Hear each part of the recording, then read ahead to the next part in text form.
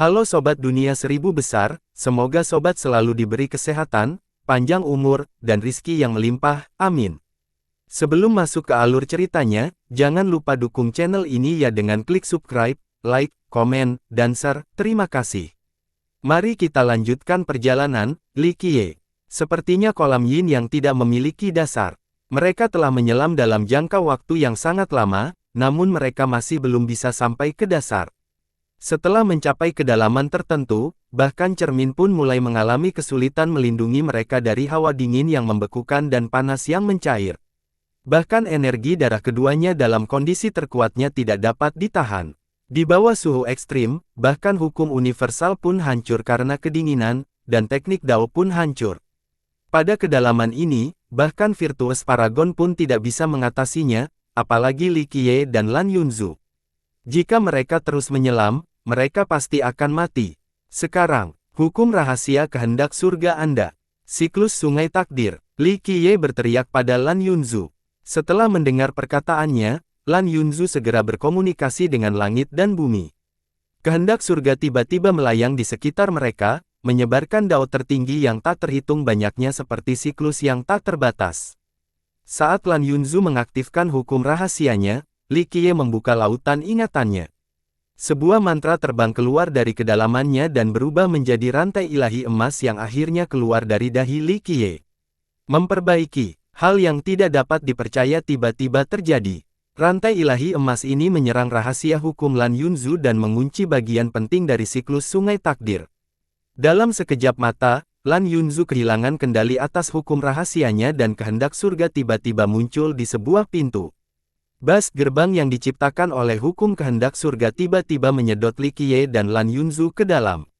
Lan Yunzu yang kebingungan menemukan bahwa tidak ada lagi kolam yin yang karena mereka berdiri di lokasi yang berbeda. Dia juga cukup terkejut. Dia mulai rahasia hukum di usia muda, dan itu bahkan dapat dianggap sebagai akar daunnya, tetapi dia tidak tahu bahwa hukum itu memiliki efek seperti itu. Begitu pikirannya kembali, dia sekali lagi takjub dengan pemandangan yang terbentang di depan matanya. Li Qiye dan Lan Yunzu berdiri di bawah langit yang dipenuhi bintang. Ada pohon willow raksasa di tempat ini, pohon willow terbesar yang pernah dilihat Lan Yunzu. Itu menembus sampai ke langit saat memanggul seluruh wilayah ini.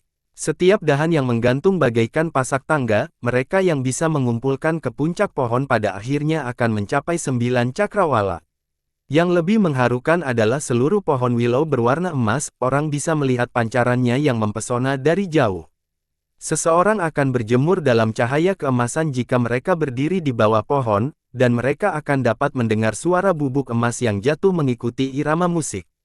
Perairan yin ekstrim dan yang ekstrim bertemu tepat di akar pohon. Dan tepat di bawahnya ada kuil emas yang sepertinya terbuat dari emas murni. Pintunya yang berat tertutup rapat. Lan Yunzu membutuhkan waktu lama untuk menenangkan diri setelah melihat pemandangan ini dan bertanya, hanya, di mana tempat ini? Di bawah kolam yin yang. Li Qiye dengan tenang berbicara, ini adalah dasar dari sungai seribu ikan mas Anda. Li Qiye menghela nafas pelan sambil menatap pohon willow dan kuil emas di depannya. Dia akhirnya kembali setelah bertahun-tahun. Lan Yunzu menarik napas dalam-dalam sambil menatap tajam ke arah Li Qiye dan berseru, kamu memanfaatkanku. Sungai takdir siklusku adalah kunci untuk masuk ke sini. Ada rumor yang mengatakan bahwa rahasia terbesar sungai seribu ikan mas tersembunyi di bawah kolam yin. Namun belum ada seorang pun yang bisa datang ke sini sampai sekarang. Namun sekarang, Li Qiye telah melakukannya. Li Qiye tersenyum dan berkata, siklus sungai takdir adalah kuncinya. Dia kemudian menahannya dan melanjutkan, kamu salah. Hukum rahasia hanyalah sebuah medium, bahkan tanpamu, aku masih bisa masuk. Itu hanya akan menjadi sedikit lebih rumit, itu saja. Jantung Lan Yunzu berdebar kencang saat dia dengan hati-hati menatap ke arah Li Qiye, kamu tidak datang ke sini untuk menangkap rumput matahari abadi, tujuanmu adalah tempat ini sejak awal. Li Qiye bertanya sambil tersenyum, oh, apakah kamu berhati-hati terhadapku? Anda pasti belum paham rahasia yang ada di tempat ini. Jika saya ingin melakukan sesuatu terhadap sekte Anda, saya tidak akan menunggu sampai hari ini. Saya datang hanya untuk mengambil apa yang menjadi milik saya. Lan Yunzu hanya berdiri di sana sambil menatap Li Qiye. Akhirnya, dia menarik napas dan bertanya, bagaimana kamu tahu tempat ini? Dan bagaimana Anda mengetahui metode untuk masuk? Li Qiye sambil menjawab sambil tersenyum, saya menghitung dengan jari saya. Bagaimana mungkin Li Qiye tidak mengetahui segala sesuatu yang ada di bawah kolam? Dulu, dia secara pribadi membuat domain ini. Karena dia, ada Kaisar Abadi Qianli dan Sungai Seribu Ikan Mas. Li Qiye menunjuk ke arah pohon emas yang mengerikan itu dan berkata, duduklah di bawah pohon itu. Mungkin Anda akan mendapat manfaat dari dao surgawinya. Lan Yunzu memandangi pohon itu dan bertanya, pohon dewa macam apa ini? Li Qiye sambil menjawab, pohon ilahi yang menakjubkan. Tidak akan ada sungai seribu ikan mas yang misterius tampaknya. Jika tidak ada pohon leluhur hantu di dunia suci Nether, maka pohon itu mungkin berpeluang menjadi pohon nomor 1. Saya akan masuk sekarang untuk mengambil beberapa barang. Li Qiye kemudian melangkah menuju kuil emas di bawah pohon emas. Lan Yunzu tiba-tiba menyadari sesuatu, saya tidak setuju membiarkan Anda mengambil barang-barang itu. Di sini, dia memperdalam nada suaranya, mereka seharusnya berasal dari Sungai Seribu Ikan Mas. Seharusnya milik Sungai Seribu Ikan Mas. Li Qiye sambil menjawab sambil tersenyum, nak, tahukah kamu mengapa Danau Seribu Ikan Mas merupakan tempat yang begitu indah? Dahulu kala, itu hanyalah sebuah danau biasa, tetapi kemudian, itu menjadi daratan menakjubkan yang disumbangkan oleh banyak orang. Apa kamu tahu kenapa? Danaunya tidak selalu seperti ini. Lan Yunzu bertanya dengan heran. Danau Seribu Ikan Mas miliknya telah menghasilkan banyak harta karun menakjubkan yang didambakan oleh banyak orang. Jika danau itu selalu merupakan daratan yang menakjubkan, apakah putaran Sungai Seribu Ikan Mas yang akan membangun sekte di sini? Tanah seperti menakjubkan itu akan segera diambil alih oleh tahta tulang segudang atau kerajaan abadi gunung sederhana untuk membangun tanah leluhur mereka. Lalu kenapa tempat ini menjadi tempat yang menakjubkan? Apakah itu karena leluhur kita, Kaisar Abadi Qianli? Setelah mengucapkan kata-kata ini, bahkan Lan Yunzu tidak merasa percaya diri. Li Qiye tersenyum misterius saat dia menuju ke dalam kuil emas. Lan Yunzu dengan cepat mengikuti tepat di belakangnya. Li Qiye berbalik dan tersenyum, jika kamu ingin menghentikanku, maka kamu dapat mencoba untuk mengikutinya, tetapi itu tidak mungkin. Dia dengan lembut menghela nafas sambil berdiri di depan gerbang besar kuil emas. Kemudian, dia mengulurkan tangan dan mengetuk, saya telah kembali.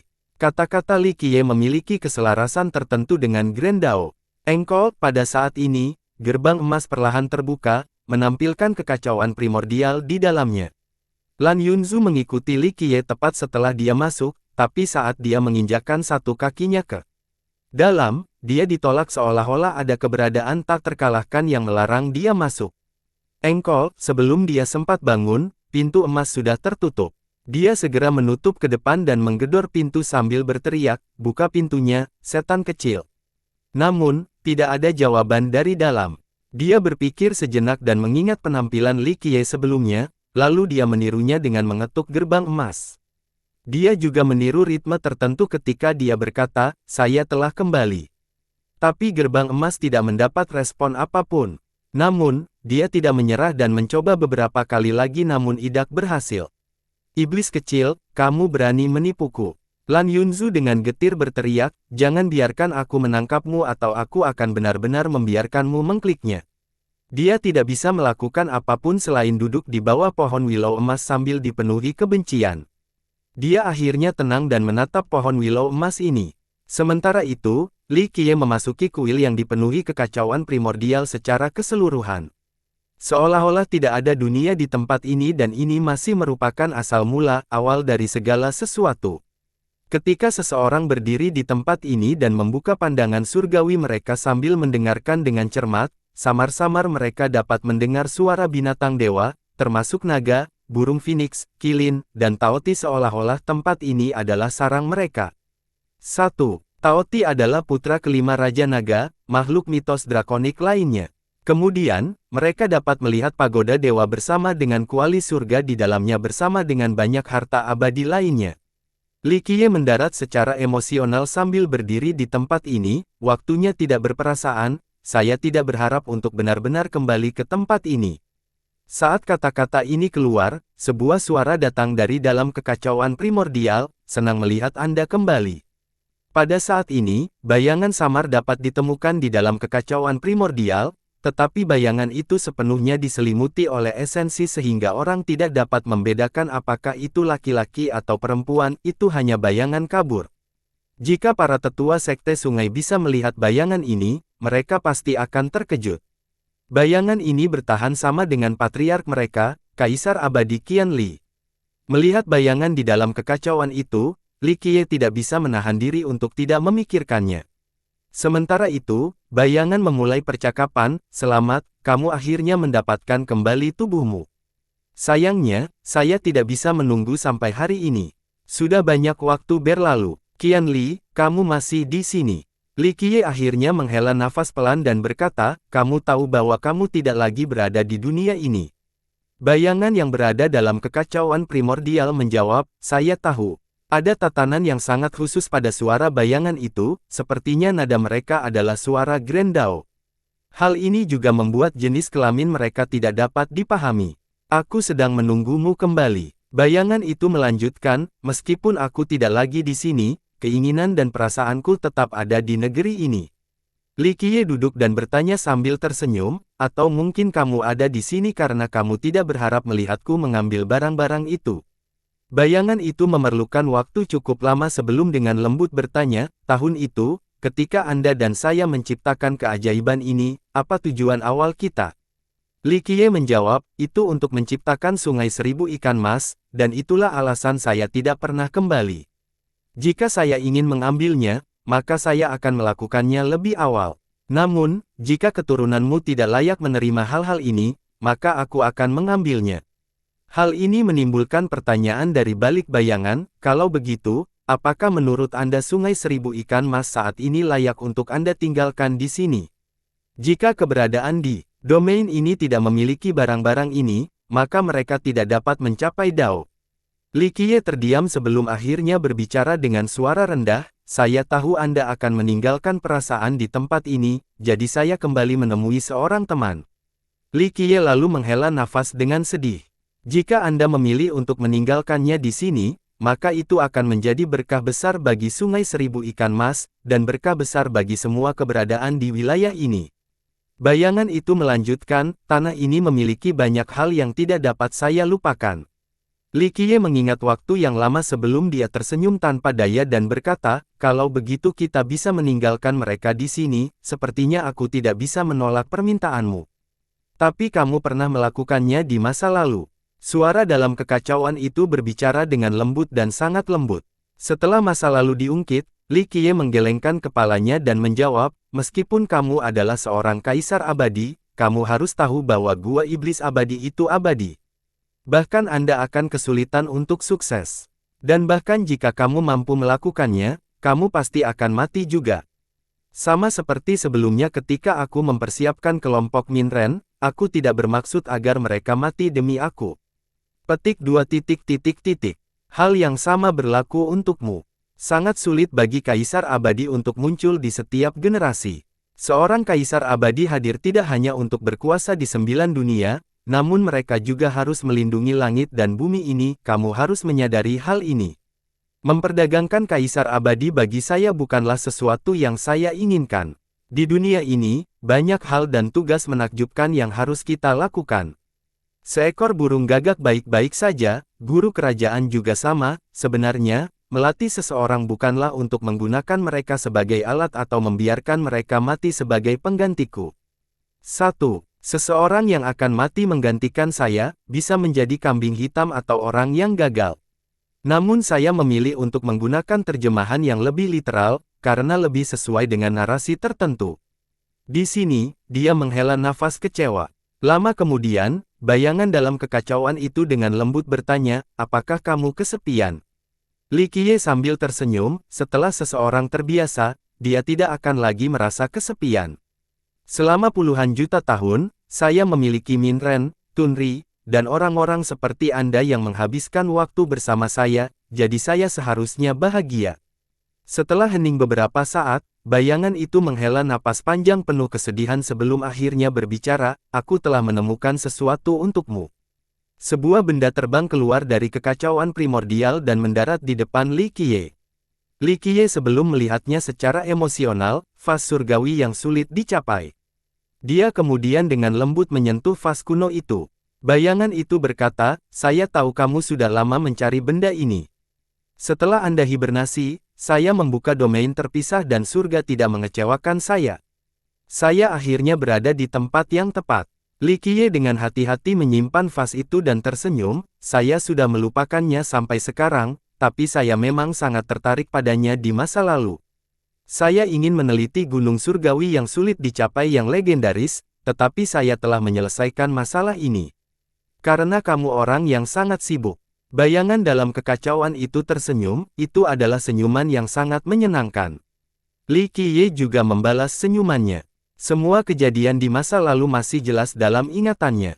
Sayangnya, waktu yang tak ada habisnya membuat mereka bingung hingga hari ini ketika kenangan ini muncul kembali. Bolehkah aku melihatmu? Beberapa saat kemudian, bayangan dalam kekacauan itu bertanya-tanya.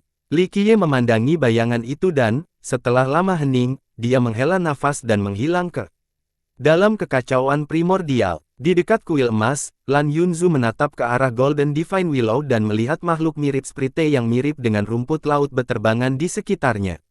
Bukan, itu bukan rumput laut melainkan rumput matahari abadi Yin Yang, dan di atas semua itu, ia adalah raja. Melihat begitu banyak Yin Yang King Sungras mengejutkan Lan Yunzu. Nilai dari rumput matahari Raja Yin yang jauh lebih tinggi dari rumput jiwa 8 transformasi, itu sebanding dengan ramuan raja yang berumur 2 atau 3 juta tahun. Selain itu, ini adalah rumput matahari raja yang telah berubah menjadi warna emas cerah, jadi ini jauh lebih berharga daripada ramuan raja yang lama.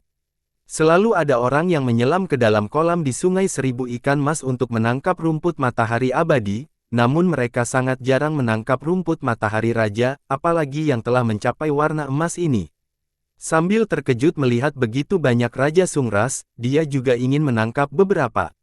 Namun, tidak peduli teknik apapun yang dia lakukan, dia tidak dapat menangkap satupun rumput matahari raja terbang di bawah pohon dedalu ilahi emas. Saat dia memikirkan bagaimana cara menangkapnya, dia mendengar suara Li Qiye tepat di sebelahnya, kamu tidak akan bisa menangkap Raja Sungras tepat di bawah Golden Divine Willow. Lan Yunzu berbalik dan melihat Li Qiye berdiri di sana entah berapa lama. Dia meledak saat dia melihatnya, iblis kecil terkutuk, kamu berani meninggalkanku di luar. Dia sedang mempersiapkan cakarnya untuk melawan Li Qiye dan berbicara dengan kesal, awasi aku menjagamu. Nak, ini bukan karena aku ingin meninggalkanmu di luar, tapi karena kamu tidak bisa masuk. Li Qiye melanjutkan, tidak sembarang orang bisa memasuki kuil emas. Lan Yunzu yang marah. Setelah beberapa saat, dia menjadi tenang dan bertanya sambil menatap Li Qiye, apa yang kamu ambil dari sana? Kenapa kamu melihatnya seperti itu? Li Qiye sambil menjawab sambil berkata, bahkan jika aku mengambil beberapa barang, itu hanyalah milikku. Namun, Sungai Seribu Ikan Mas Anda beruntung. Untuk mengenang leluhurmu, aku telah meninggalkan hal-hal itu. Benar-benar, Lan Yunzu menatap Li Qiye dengan keraguan seolah dia ingin melihat apakah dia menyembunyikan harta karun di tubuhnya. Li Qiye dengan marah menyorotinya dan berkata, jika saya ingin mengambil barang-barang itu, lalu apa yang bisa dilakukan sekte Anda terhadap saya? Ini hanyalah tindakan terakhirku untuk mengakhiri hubungan yang menentukan dengan Sungai Seribu Ikan Mas. Dia menghela nafas pelan setelah mengatakan ini. Lan Yunzu tertangkap basah. Dia merasa Li Qiye tampak sedih, tapi itu bukan karena harta karunnya. Sejak dia bertemu dengannya, dia menemukan dia adalah orang yang bahagia dan selalu tersenyum, dia belum pernah melihatnya dalam keadaan seperti itu. Namun, itu hanya sesaat. Lan Yunzu tidak begitu yakin dan curiga dia mungkin salah membaca. Apa yang membuat Li Qiye begitu sedih? Dia cukup penasaran dengan hal ini. Di tengah kebingungannya, Li Qiye bersiul panjang dan hal yang sangat aneh terjadi. Seekor rumput matahari raja perlahan-lahan terbang ke telapak tangan Li Qiye, sehingga memungkinkan dia dengan mudah menangkapnya. Mustahil, Lan Yunzu sangat terkejut setelah melihat ini. Dia juga bersiul seperti Li Qiye, tapi semua Raja Sungras lainnya mengabaikannya. Bagaimana kamu melakukannya? Lan Yunzu menatap Li Qiye dengan heran dan bertanya. Li Qiye mengungkapkan senyuman misterius dan berkata, itu rahasia. Anda tidak akan bisa mengetahuinya. Tapi tentu saja, jika kita mewujudkan pernikahan kita malam ini, maka saya dapat mempertimbangkan kembali untuk memberi petunjuk kepada Anda. Matilah. Lan Yunzu langsung tersipu ketika dia mencoba menendang Li Qiye. Li Qiye tertawa dan melompat, lalu tiba-tiba dia menghilang di dalam pohon willow. Beberapa saat kemudian, Li Qiye mendarat dengan topi di tangannya, itu adalah topi yang terbuat dari cabang pohon willow emas yang dijalin menjadi satu. Setiap cabang memancarkan untaian yang menyerupai hukum sutra universal emas, menyebabkan orang yang melihatnya merasakan gangguan dalam pikiran mereka. Lan Yunzu melihat ke arah topi yang terbuat dari jalinan mengomel pohon willow di tangan Li Qiye dan bertanya, benda apa itu? Lambang willow emas. Li Qiye sambil menjawab sambil tersenyum, sayangnya, saya tidak akan memberikannya kepada Anda karena Anda belum melakukan tugas sebagai pertunangan. Lan Yunzu dengan sorot tajamnya dan membalas, aku tidak peduli sama sekali. Ayo kita pergi, satu yin yang King Sungras sudah cukup untuk mengalahkan pelindungmu. Li Qiye memandangi kuil emas itu untuk terakhir kalinya dan diam-diam menghela nafas di dalam hatinya. Lan Yunzu menatap dan berhenti sejenak sebelum berbicara, saya harus melaporkan ini kepada ketua sekte. Pada akhirnya, Lan Yunzu masih menjadi murid Sungai Seribu Ikan Mas. Dedalu ilahi emas ini terlalu penting bagi sekte, jadi dia harus melaporkannya kepada ketua sekte. Lakukan sesukamu. Li Qiye tidak peduli dan berkata, bahkan nenek moyangmu mungkin tidak mengetahuinya, dan bahkan jika mereka mengetahuinya, Sungai Seribu Ikan Masmu tetap tidak akan bisa masuk. Kuncinya bukanlah hukum rahasia kehendak surga atau sungai takdir yang berputar, melainkan hukum universal emas Li Qiye. Tanpa hukum yang berasal dari lautan ingatan Li Qiye ini, tidak akan ada gunanya bahkan jika seseorang mengetahui rahasia ini karena mereka tidak akan bisa masuk. Lan Yunzu melihat ekspresi Li Qiye yang muncul dan diam-diam bertanya, bagaimana kamu tahu tentang masalah di tempat ini? Sejak dia meninggalkan kuil emas, dia tampak sibuk dengan pikirannya, jadi dia agak meremehkannya. Saya menghitung dengan jari saya. Li Qiye menjawab sambil tersenyum. Pergi hitung di neraka. Lan Yunzu memuaskan giginya karena marah. Dia punya niat baik, tapi iblis kecil ini sama sekali tidak berterima kasih. Li Qiye menatapnya dan bertanya, apakah kamu ingin tinggal di sini dan menggodaku lebih lama lagi, atau kamu ingin segera kembali agar tuanmu tidak khawatir? Bah, kamu narsisis, siapa yang mau main mata kamu? Jangan terlalu sombong. Lan Yunzu membalas dengan marah dengan pipi merah padam. Tepat di tepi kolam Yin Yang, Daois Bao Gui sangat khawatir karena Li Qiye dan Lan Yunzu sudah lama menyelam dan masih belum kembali.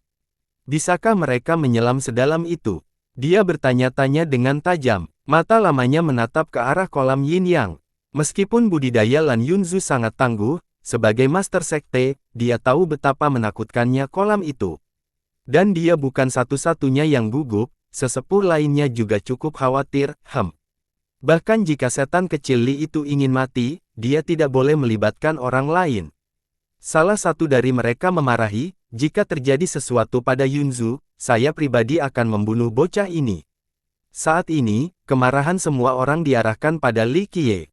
Para murid juga merasakan hal yang sama ketika mereka mengutuk Li Qiye karena mereka sangat mengagumi Lan Yunzu. Hanya Lu Baiqiu saja yang peduli pada keselamatan Li Qiye. Dia berdiri di tepi kolam sambil dengan gugup menatap udara, dalam hati berdoa agar dia kembali dengan selamat. Sekte Master, saya khawatir ini tidak terlihat bagus. Bagaimana kalau kita turun dan melihatnya? Keduanya masih belum keluar setelah sekian lama, jadi seorang tetua mengungkapkan kekhawatirannya. Penganut Tao Bao Gui yang khawatir menganggukkan kepalanya sebagai tanggapan, untuk sementara kita dapat menghentikan kompetisi penangkapan rumput matahari abadi ini dan turun untuk melihatnya. Tidak baik jika sesuatu terjadi pada mereka. Menabrak. Tepat ketika kelompok master berkumpul ingin menyelam, dua sosok melonjak dan mendarat di tepi kolam. Baik para tetua maupun murid sangat gembira setelah melihat kedua sosok itu meninggalkan kolam. Mereka keluar, seru seseorang. Lu Baiqiu yang terus-menerus panik akhirnya tersenyum setelah melihat Li Qiye aman dan sehat dan berdiri di tepi bank. Daois Bai Gui juga menghela nafas lega setelah melihat mereka berdua, lalu dia memarahi, betapa gegabahnya. Kolam yin yang sangat berbahaya. Bagaimana kalian berdua bisa menyelam dengan sembarangan seperti itu? Li Qiye tersenyum dan berkata, jangan khawatir, Sekte Master. Hanya kolam yin yang saja tidak akan mampu membunuh kita. Dia kemudian mengeluarkan Raja Sungras Yin Yang dan memutar, kami menangkap Raja Sungras. Saya bertanya-tanya berapa banyak Raja Sungras yang ditangkap oleh kedua pelindung itu. Rumput matahari Raja Yin Yang. Seru Daois Bao Gui setelah melihat tanaman di tangan Li Qiye. Semua tetua dan pelindung berkumpul.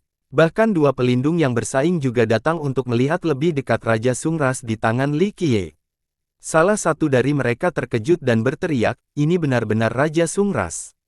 Seorang tetua berkata dengan penuh perasaan, kami belum pernah menangkap sehelai pun rumput matahari Raja selama 3000 tahun. Bagaimana kalian baru saja menangkapnya? Ini sulit dipercaya. Ekspresi Penatua Lin menjadi sangat jelek dan berkilau setelah melihat Raja Sungras. Kemenangan Li Qiye dijamin dengan Raja Sungras ini. Bahkan jika menangkap lebih banyak rumput matahari abadi, mereka tetap tidak mendapatkan satu harga rumput matahari Raja. Siapa yang memenangkan babak ini? Li Qiye menatap para tetua dan menunjukkan senyuman lebar. Semua tetua saling melirik. Meskipun mereka tidak bersedia, mereka tetap berasal dari keturunan kaisar dan harus mengakui bahwa Li Qiye memenangkan babak ini. Li Qiye telah lulus ujian kedua. Pada akhirnya, Daois Bao Gui mengumumkan.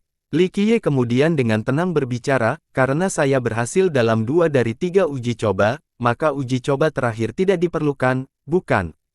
Tetapi jika sekte Anda ingin menguji calon menantu Anda lagi, saya akan dengan senang hati menurutinya. Aku percaya tidak ada yang bisa memisahkan kita berdua, benar kan, Yunzu? Lan Yunzu tahu bahwa iblis kecil ini sengaja mengatakan ini, jadi dia dengan marah menyorotinya. Terlepas dari ketidakbahagiaan mereka, apa yang dapat dilakukan oleh para tetua dan murid sekte sungai? Persyaratannya sudah diputuskan oleh mereka sebelumnya, jadi mereka tidak bisa mengubahnya sekarang. Li Qiye kembali bersama Lu Baiqiu ke perumahan mereka sementara Lan Yunzu pergi melapor kepada Daois Bao Gui. Setelah kembali ke halaman, Li Qiye memanggil Lu Baiqiu dan memberikan Golden Willow Crest sebelum berkata, kamu telah mengikutiku selama beberapa hari sambil memenuhi semua tugasmu, jadi aku akan memberikan lambang harta karun ini sebagai hadiah. Petik 2. Harta karun apa ini? Lu Baiqiu bertanya secara emosional sambil melihat lambang emas. Meskipun dia tidak mengetahui apa itu, penampilan yang memenuhi hukum universal seperti sutra sudah cukup mengesankan. Li Qiye sambil menjawab sambil tersenyum, ini adalah Golden Willow Crest, yang ditenun dari cabang paling berharga dari Golden Divine Willow. Itu adalah ciptaan alami, bukan sesuatu yang dibuat. Lambang khusus ini bisa saja merupakan hukum jasa Dewa Hantu, namun jika Anda mengira sebagai senjata, maka itu akan menjadi senjata. Jika Anda ingin itu menjadi sebuah kitab suci, maka itu adalah sebuah kitab suci. Jika menurut Anda ini adalah pedoman tertinggi untuk dipelajari, maka biarlah itu menjadi pedoman tertinggi. Benda ini, apakah itu ajaib? Lu Baiqiu bertanya dengan heran. Jika penjelasan Li Qiye tepat, maka lambang ini memang merupakan harta karun ilahi yang menakjubkan. Li Qiye mengangguk dan berkata, ya. Benda ini bisa dianggap satu-satunya yang ada di dunia ini, dan ini adalah ciptaan yang akan kuberikan padamu. Adapun manfaat dan hikmah yang bisa Anda peroleh darinya, terserah rejeki Anda sendiri. Ingat baik-baik, Anda hanya memiliki satu kesempatan untuk mempelajari kitab suci tertinggi di dalamnya. Ini, Lu Baiqiu ragu-ragu sambil memegang lambang emas di tangannya. Harta ini terlalu berharga baginya karena layak disebut harta karunia ilahi. Lu Baiqiu hanyalah penguasa wilayah negara aliran statis, jadi dia tidak bisa melakukan kontak dengan hal seperti itu. Ambil. Li Qiye tersenyum dan berkata, kamu telah mendapatkannya. Sudah kubilang padamu bahwa aku akan memberikan sebuah ciptaan, dan aku tidak akan mengingkari janjiku. Lu Baiqiu menjadi tenang dan membungkuk ke arah Li Qiye, terima kasih, bangsawan muda. Di luar ketulusan hati, penghargaan yang lebih bertele-tele tidak ada artinya jika dibandingkan. Bawah kolam Yin Yang, rahasia kolam Yin Yang. Di bagian lain Sungai Seribu Ikan Mas, penganut Tao Bao Gui sangat tersentuh setelah mendengar laporan Lan Yunzu, dedalu ilahi emas yang legendaris. Lan Yunzu memandang gurunya dan bertanya, guru, pohon dewa macam apa itu? Dia melihatnya dengan matanya sendiri tetapi tidak mendapatkan pencerahan yang mendalam.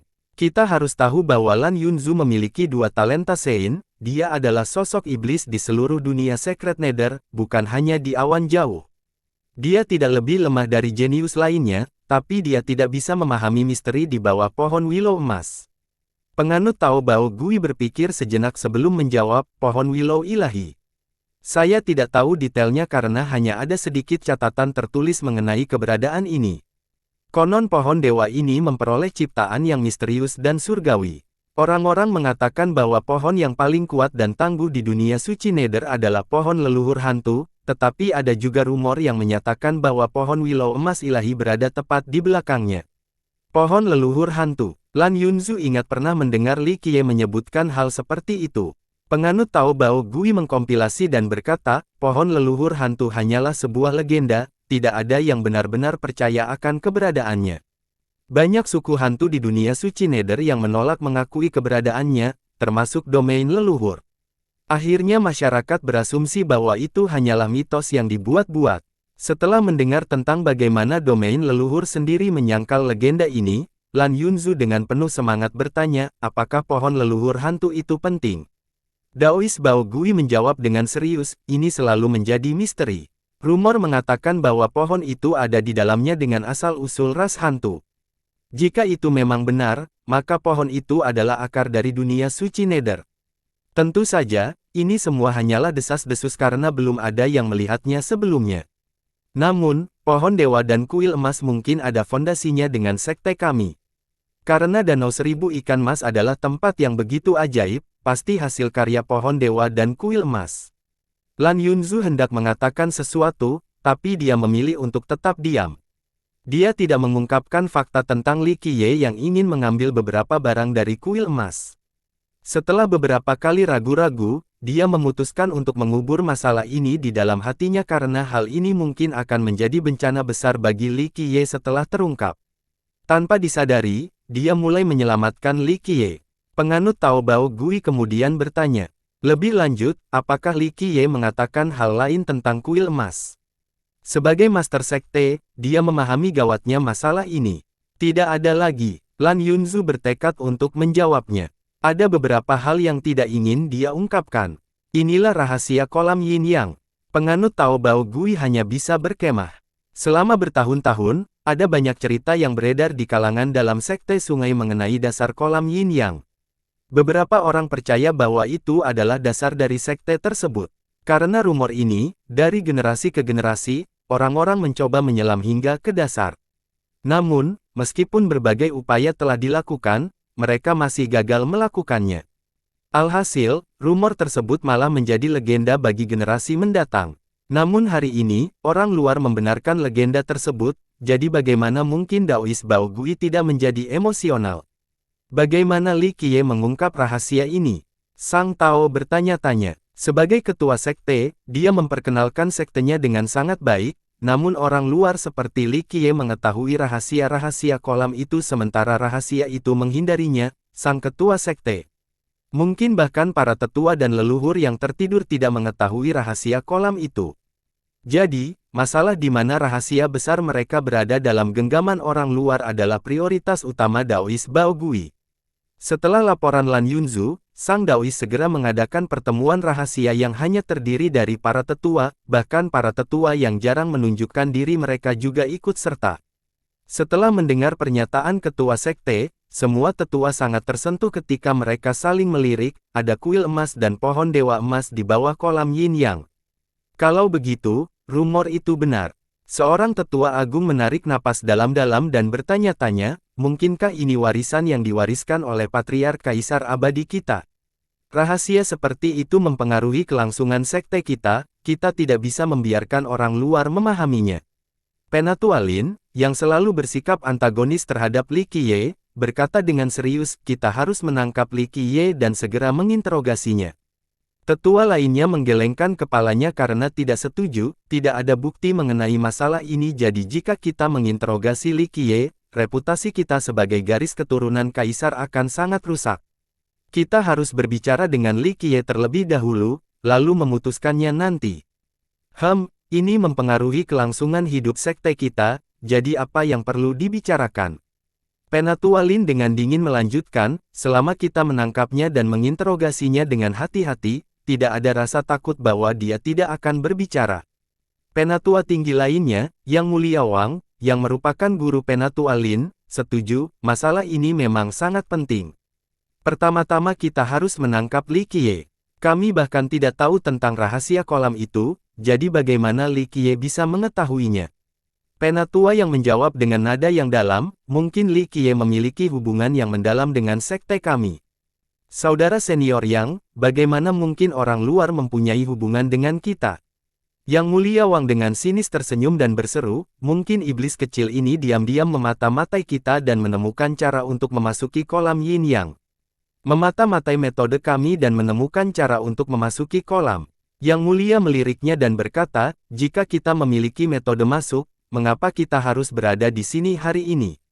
Apakah saudara muda Wang mengetahui metode seperti itu? Dan bukan hanya kita, bahkan nenek moyang kita yang tersegel pun mungkin tidak mengetahui rahasianya. Apakah Anda memberitahu saya bahwa nenek moyang kita mengetahui rahasia ini dan memberitahu orang luar? Yang Mulia Wang berkata dengan nada serius, jika kita menyiksanya, tidak perlu takut dia tidak mau bicara. Pada saat itu, kita akan mengetahui bagaimana Li Qiye mengungkap rahasia ini. Yang Mulia yang berjanji sebagai jawaban, saya pribadi tidak setuju dengan interogasi. Sebaliknya, kita bisa berbicara dengan Li Qiye. Seorang tetua yang berbeda mengangguk setuju, memulai dengan interogasi yang terlalu terburu-buru, tapi kita perlu berbicara dengan iblis kecil ini terlebih dahulu. Daois Bao Gui menyela, Paman Senior, kita harus melupakan masalah Li Qiye untuk saat ini. Saya merasa kita harus menyelam dan secara pribadi memeriksa kolam Yin Yang sebelum kita mengambil tindakan apapun. Itu benar. Setelah mendengar ini, semua tetua dan tetua menjadi bersemangat, kita harus pergi melihatnya. Para tetua segera mengambil tindakan. Mereka menyegel pulau itu dan tidak mengizinkan siapapun mendekat. Beberapa tetua dan tetua membawa harta untuk menyelam ke kedalaman kolam Yin Yang. Mereka mengikuti instruksi Lan Yunzu untuk mencapai dasar. Namun, tidak peduli bagaimana mereka mencoba menggunakan sungai takdir siklus milik Kaisar Abadi Qianli, mereka tidak dapat mencapai dasar, apalagi melihat pohon emas dan kuil emas. Setelah kegagalan berturut-turut, kelompok tersebut menyadari bahwa kuncinya bukanlah hukum rahasia kehendak surga, melainkan Li Qiye. Kita harus bicara dengan iblis kecil itu. Semua tetua memiliki pemikiran yang sama, dan itu membuat Li Qiye mengungkapkan rahasianya, apapun yang terjadi. Bangsawan muda, kelihatannya tidak begitu bagus. Sore harinya, Lu Baiqiu masuk dan langsung berseru setelah melihat Li Qiye. Apa yang telah terjadi? Kenapa kamu begitu terkejut? Li Qiye memandangnya dan bertanya. Lu Baiqiu melihat sekeliling seolah-olah dia takut orang-orang akan menguping sebelum berbisik, bangsawan muda, ada lebih banyak murid yang berpatroli di halaman pribadi kita hari ini. Saya khawatir sekte sungai mungkin memiliki rencana yang tidak menguntungkan bagi kita. Lu Baiqiu adalah penguasa wilayah, jadi dia sangat teliti dan berhati-hati. Dia segera mengetahui bahwa sesuatu yang buruk telah terjadi saat dia melihat murid-murid tambahan berjalan bola-balik. Benarkah? Li Qiye tersenyum menanggapinya. Ini sesuai ekspektasinya. Jika Lan Yunzu melaporkan masalah apa yang ada di bawah kolam Yin Yang, maka tentu saja, Sungai Seribu Ikan Mas akan mendapat reaksi yang hebat. Akankah Sungai Seribu Ikan Mas berubah pikiran tentang perjanjian pernikahan? Tapi bangsawan muda, menurutku Perizu sangat menyukaimu. Lu Baiqiu berbisik dengan cemas. Li Qiye dengan ringan menjentikkan dahinya dan berkata, "Nak, kemana pikiranmu melayang?" Li Qiye kemudian tersenyum dan merasa kecewa, bukan hal semacam itu, ini tidak ada kesepakatan dengan gadis kecil itu. Perasaan bahaya Lu Baiqiu menggelitik, jadi dia berbisik lagi, tetapi Perizu seharusnya mengancammu sekarang, namun tidak ada tanda-tanda keberadaannya. Jangan bilang Perizu ingin membatalkan pernikahan ini. Li Qiye dengan tenang menjawab, jangan terlalu mengecewakan. Gadis kecil itu tidak mempunyai kendali atas masalah ini karena dia juga tidak berdaya mengenai masalah ini. Rahasia kolam mempengaruhi keberadaan sekte itu sendiri, jadi hal seperti itu berada di luar pengaruh murid seperti Lan Yunzu. Bahkan Master Sekte, Daois Bao Gui, tidak dapat memutuskan tindakan mengenai masalah ini sendirian. Lalu apa yang harus kita lakukan? Lu Baiqiu bertanya, bangsawan muda, bagaimana kalau kita melarikan diri di bawah tirai malam? Melarikan diri? Mengapa kita harus melarikan diri? Li Qiye dengan acuh tak acuh menyatakan, jangan khawatir, bahkan jika langit runtuh, bangsawan mudamu akan berada di sini untuk memikulnya untukmu. Apa yang perlu ditakutkan? Lu Baiqiu menarik napas dalam-dalam dan dengan tegas menganggukkan kepalanya. Saya akan berdiri bersama dengan bangsawan muda. Li Qiye hanya tersenyum dan tidak berkata apa-apa lagi. Dia kemudian perlahan menutup matanya untuk mengantisipasi hal yang akan datang. Kemudian, pada sore hari, murid-murid yang berpatroli di sekitar tempat Li Qiye hanya bertambah jumlahnya hingga titik di mana setetes air pun tidak dapat menetes. Bahkan murid paling bodoh di sekte sungai pun akan mengerti bahwa sesuatu yang penting telah terjadi. Namun, sekte tersebut tetap tertutup, dan murid biasa tidak berani mengajukan pertanyaan apapun. Lu Baiqiu menjadi semakin gelisah setelah melihat semakin banyak murid di sekitarnya, tapi dia menjadi tenang setelah menyadari betapa santainya Li Qiye. Saat malam tiba, Daois Bao Gui akhirnya datang menemui Li Qiye.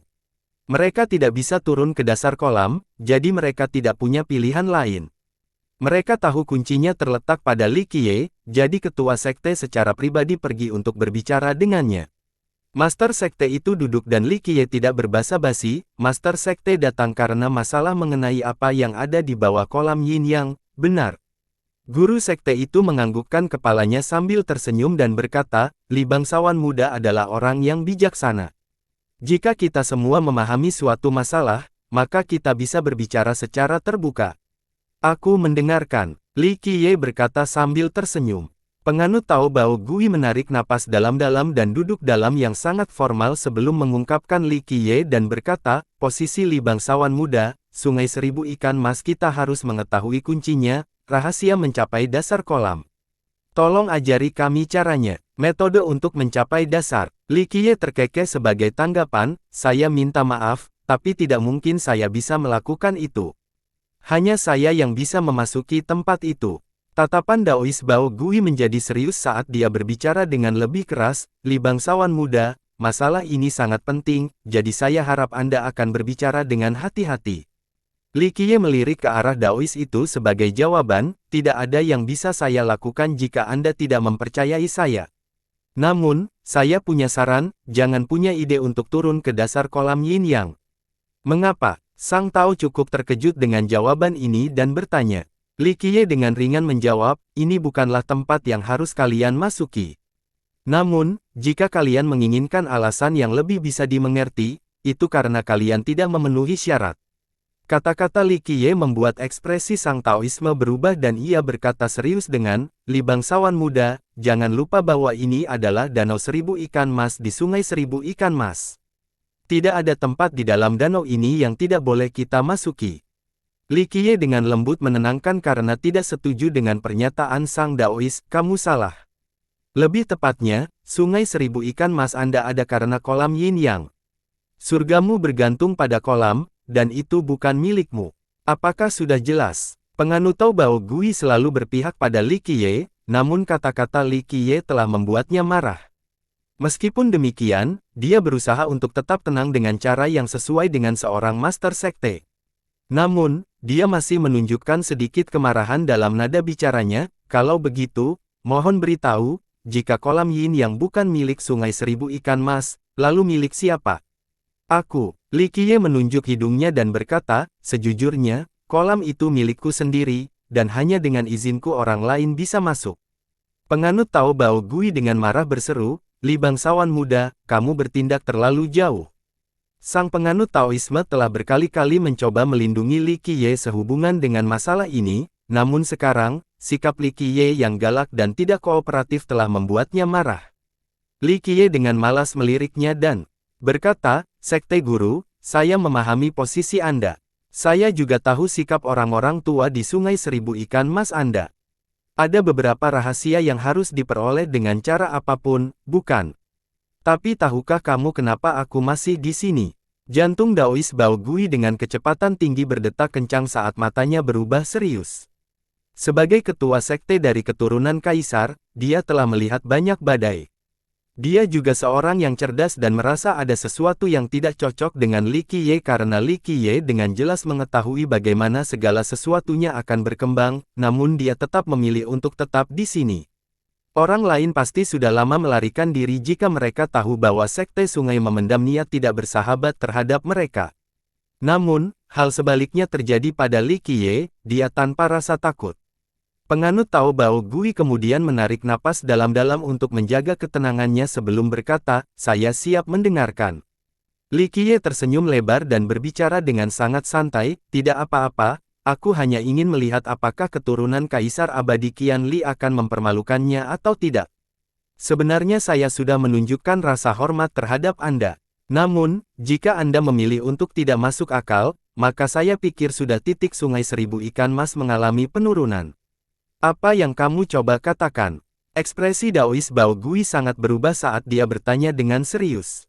Li Qiye dengan acuh tak acuh menjawab, "Tidak ada yang serius. Jika Sungai Seribu Ikan Mas milikmu tidak ada yang layak untuk kuingat, maka tanah ini tidak layak lagi aku jaga. Jika ini masalahnya, maka kemakmuran Sekte Sungai tidak perlu lagi saya khawatirkan." Alasan mengapa Li Qiye tidak mengambil barang-barang yang ditinggalkannya di kuil emas bukan hanya karena Kaisar Abadi Qianli, tetapi juga untuk memberi kesempatan pada Sekte Sungai.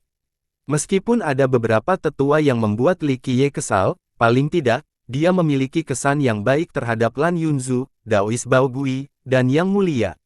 Mereka layak menerima belas kasihan Li Qiye. Wajah Daois Bao Gui menjadi sangat sulit untuk dilihat saat dia menatap Li Qiye. Jika itu orang lain, mereka akan meledak marah, tapi bukan dia. Sang Tao kemudian berkata dengan nada serius, "Li bangsawan muda, jangan lupa bahwa ini adalah Sungai Seribu Ikan Mas. Kami adalah keturunan seorang kaisar, kami telah berdiri teguh selama beberapa generasi dan tidak mudah terintimidasi. Saya tidak mengintimidasi Sekte Master, saya hanya mengatakan yang sebenarnya. Ya, inilah Sungai Seribu Ikan Mas, dan itulah alasan mengapa aku adalah penguasa segala sesuatu di sini. Apakah aku sudah menjelaskannya?" Li Qiye menyatakan sambil tersenyum. Li Qiye secara pribadi menciptakan sebidang tanah ajaib ini bersama dengan Kaisar Abadi Qianli. Jika dia ingin menguasai Sungai Seribu Ikan Mas, ada banyak cara untuk melakukannya. Penganut Tao Bao Gui dengan dingin membalas, "Sungai Seribu Ikan Mas kami bukanlah tanah liat yang bisa dibentuk oleh sembarang orang sesuka mereka." Kata-kata ini tidaklah kosong karena garis keturunan seorang kaisar memang memiliki rasa percaya diri yang akan tetap kuat melawan musuh manapun. "Saya tahu, Sungai Seribu Ikan Mas sangat kuat." Li Qiye mengangguk setuju, "Tetapi tahukah Anda mengapa Sekte Sungai bisa makmur sampai hari ini?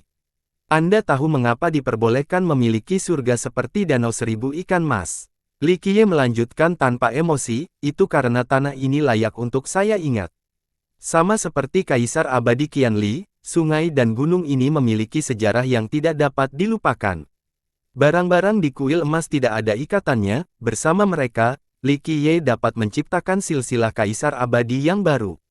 Namun, setelah Kaisar Abadi Qianli pergi, Li Qiye tidak mengambil barang-barang ini. Seperti yang dikatakan Kaisar Abadi Qianli, tanah ini layak dilestarikan karena mengandung banyak kebahagiaan. Jika tidak, Li Qiye akan mengambil barang-barang ini pada era Raja Naga Hitam.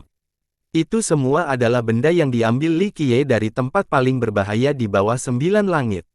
Daois Bao Gui merasa curiga saat dia menatap Li Qiye tanpa tahu harus berkata apa.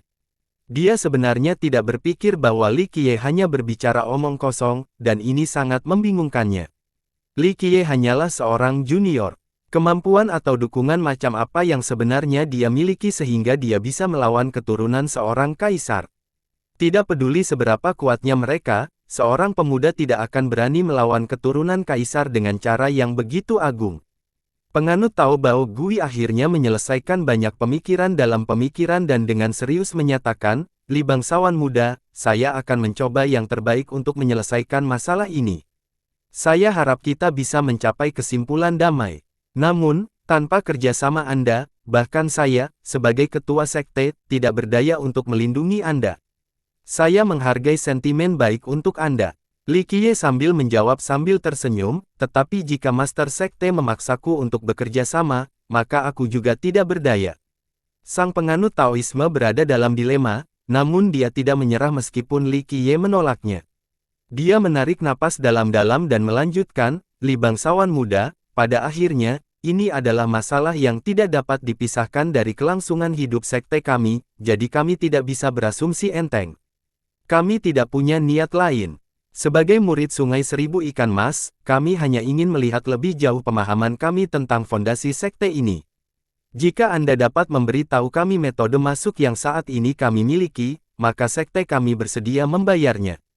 Li Qiye tertawa dan berkata, oh, sekarang wortelnya setelah tongkatnya gagal. 1. Yang mentah adalah karena metode keras tidak berhasil, sekarang waktunya untuk metode lunak. Daois Bao Gui menjawab dengan serius, kami hanya ingin membicarakan hal ini. Asal bersedia, sebutkan saja harganya. Kami akan melakukan negosiasi yang adil dan sekte kami pasti akan memenuhi permintaan Anda. Sekte Master tidak memahami inti situasi. Li Qiye menggelengkan kepalanya dan berkata, harganya. Sekte Guru, jika saya benar-benar menginginkan harta karun, maka saya tidak akan menunggu Sekte Guru untuk menawar dengan saya. Apakah Anda merasa sekte Anda memiliki sesuatu yang lebih berharga daripada Golden Divine Willow? Jika aku benar-benar menginginkan harta karun, maka aku tidak akan menyia-nyiakan waktuku bersamamu, aku pasti sudah mengambil pohon dewa itu. Singkirkan dedalu ilahi emas. Daois Bao Gui menjadi terkejut setelah mendengar ini. Pohon dewa itu terkait dengan fondasi Sungai Seribu Ikan Mas, jadi jika seseorang mengambilnya, konsekuensinya tidak terbayangkan. Jika itu keinginanku, aku yakin Golden Divine Willow akan dengan senang hati mengikutiku. Li Qiye dengan ringan melanjutkan, tahukah kamu mengapa aku meninggalkannya? Ini untuk memberi kesempatan di Sungai Seribu Ikan Mas. Saya telah menjelaskan diri saya dengan sangat jelas, jadi Master Sekte harus bijaksana sekarang. Daois Bao Gui diam-diam berdiri di sana sambil mempertimbangkan kata-kata ini. Mengambil dedalu ilahi emas. Bahkan Sekte Sungai sendiri hanya tahu sedikit tentang pohon itu. Bisakah Li Qiye benar-benar mengambil pohon itu? Sang Tao mulai ragu pada saat ini karena Li Qiye sepertinya tidak sedang bercanda. Master Ekte, saya tidak ingin kembali lagi. Li Qiye berbicara dengan nada apatis, lupakan tentang kolam yin yang dan lakukan seperti yang kamu lakukan sebelumnya. Jika tidak, Sungai Seribu Ikan Mas Anda hanya akan menghancurkan dirinya sendiri. Sang Taoisme menjawab, sekte sungai adalah garis keturunan seorang kaisar sehingga secara logistik, sekte itu tidak akan mudah goyah karena ancaman dari seorang junior. Namun, intuisinya mengatakan kepadanya bahwa melibatkan diri dalam masalah ini lebih lama lagi akan merugikan sekte tersebut. Dia tidak yakin dengan kemampuan sebenarnya Li Qiye, tapi hatinya mengatakan bahwa dengan terang-terangan melawan Li Qiye, sekte sungai akan menurun. Tidak ada bukti karena dia tidak tahu apa-apa tentang cara Li Qiye, dia hanya tahu bahwa melawan Li Qiye adalah keputusan yang tidak bijaksana. Setelah beberapa saat, Sang Daois berdiri dan akhirnya berkata dengan tegas, Li bangsawan muda, saya tidak dapat memutuskan masalah ini sendirian. Bahkan sebagai Master Sekte, itu di luar kendaliku. Saya mengerti. Sebagai ketua sekte, keputusan paling bijak Anda adalah membujuk orang lain dan bertindak seolah-olah tidak terjadi apa-apa. Hanya dengan begitu kalian semua akan tetap memiliki surga yaitu Danau Seribu Ikan Mas seiring dengan silsilah kaisar kalian yang terus makmur. Jangan pergi ke tempat yang tidak seharusnya. Daois Bao Gui menghela nafas dengan lembut. Meskipun dia mempercayai kata-kata Li Qiye dan setuju untuk menyerah dalam menemukan rahasia kolam yin yang, para tetua dan tetua lainnya belum tentu yakin. Daois Bao Gui kembali dan mengadakan pertemuan di malam hari. Semua tetua dan tetua tinggi hadir pada pertemuan yang memiliki suasana hikmat ini. Selama pertemuan ini, sang penganut Taoisme dengan jelas menjelaskan detail dan kekhawatiran pribadinya. Penatua Lin, orang pertama yang tidak menyukai Li Qiye, mencibir karena dia tidak mau bekerja sama, maka dia tidak dapat menyalahkan kita karena tidak memberikan kesempatan. Tangkap dia dan mulai interogasinya. Tetua yang lain menganggukkan kepalanya dan berkata, Sekte Guru, seorang junior seperti dia memiliki keberanian untuk bertindak seperti ini di Sekte Sungai Seribu seolah-olah kita bukan siapa-siapa. Jika kita tidak memberikan rasa kekuatan pada kita, maka dia akan berpikir bahwa kita hanya menyembunyikan. Sebelumnya, beberapa sesepuh yang belum mengambil kesimpulan tidak mau menggunakan kekerasan dan berharap masalah ini bisa diselesaikan secara damai. Namun sekarang, sikap Li Qiye telah membuat marah para tetua ini. Mereka merasa bahwa Li Qiye menolak bersulang hanya untuk meminum minumannya. Para tetua sangat ketat terhadap perilaku ini. Yang Mulia Wang berkata dengan nada serius, "Sekte Guru, seorang junior kecil yang mencapai kepala kita seperti ini. Tunggu apa lagi? Tangkap dia sekarang juga." Yang Mulia, di sisi lain, menenangkan para tetua lainnya, biarkan Li Qiye membujuk lagi, beri dia satu kesempatan terakhir. Mari kita buat tenggat waktunya besok. Meskipun Yang Mulia ingin membantu Li Qiye dalam masalah ini, dia juga tidak berdaya karena sikap Li Qiye telah menyinggung seluruh Sungai Seribu Ikan Mas. Dia tidak tahu apa yang ingin dilakukan Li Qiye. Apakah dia ingin menentang seluruh sekte sungai sendirian? Bahkan virtues Paragon pun tidak akan mampu melakukannya, apalagi seseorang dari generasi muda.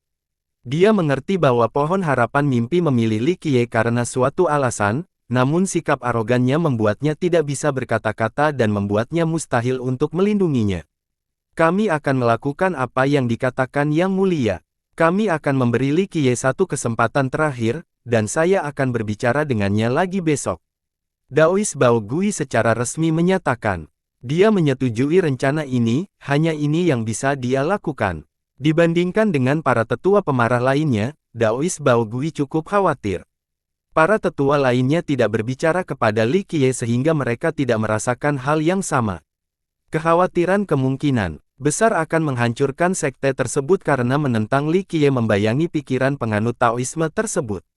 Tapi sekarang, bahkan dia tidak bisa menenangkan para tetua yang marah di sekte tersebut, dia juga tidak bisa mengubah hasil akhirnya.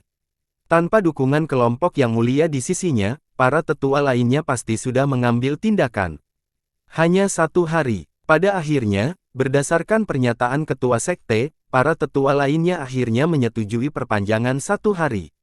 Mereka memberi waktu 1 hari kepada Sang Daois untuk membujuk Li Qiye, setelah itu, sekte tersebut akan pergi dan menangkapnya. Kelompok tetua Lin ingin segera menyingkirkan Li Qiye karena mereka merasa cemas dan kesal karena upaya Daois Bao Gui untuk melindunginya. Sang Tao menghela nafas panjang. Dia berhasil mendapatkan 1 hari untuk Li Qiye, namun jauh di lubuk hatinya, dia tahu bahwa Li Qiye sama sekali tidak akan menyetujuinya. Namun, tidak ada lagi yang bisa dia lakukan karena dia berjanji kepada para tetua. Kedua belah pihak membahas jalan buntu di mana tidak ada pihak yang mau mundur. Jika itu orang lain, maka Daois Bao Gui akan memiliki keyakinan penuh dalam menangkap mereka. Lagi pula, disebut sebagai garis keturunan kaisar bukan sekadar gelar kosong. Namun, Daois Bao Gui tidak percaya diri terhadap junior yang dikenal seperti Li Qiye. Dia menganggap semuanya cukup misterius. Bagaimana bisa murid 1000 ikan mas, dan bahkan keturunannya, tidak memasuki fondasi sekte ini sementara orang luar seperti Li Qiye dengan mudah masuk? Apa hubungan antara Li Qiye dan sekte sungai? Li Qiye bahkan mengatakan bahwa Golden Divine Willow adalah miliknya dan pohon itu akan dengan senang hati pergi bersamanya. Mengapa? Misteri ini menyebabkan Daois Bao Gui melamun. Jika kata-kata Li Qiye benar, maka ketika konflik dimulai, apa yang akan terjadi pada sekte sungai jika pohon dewa memilih untuk mengikutinya?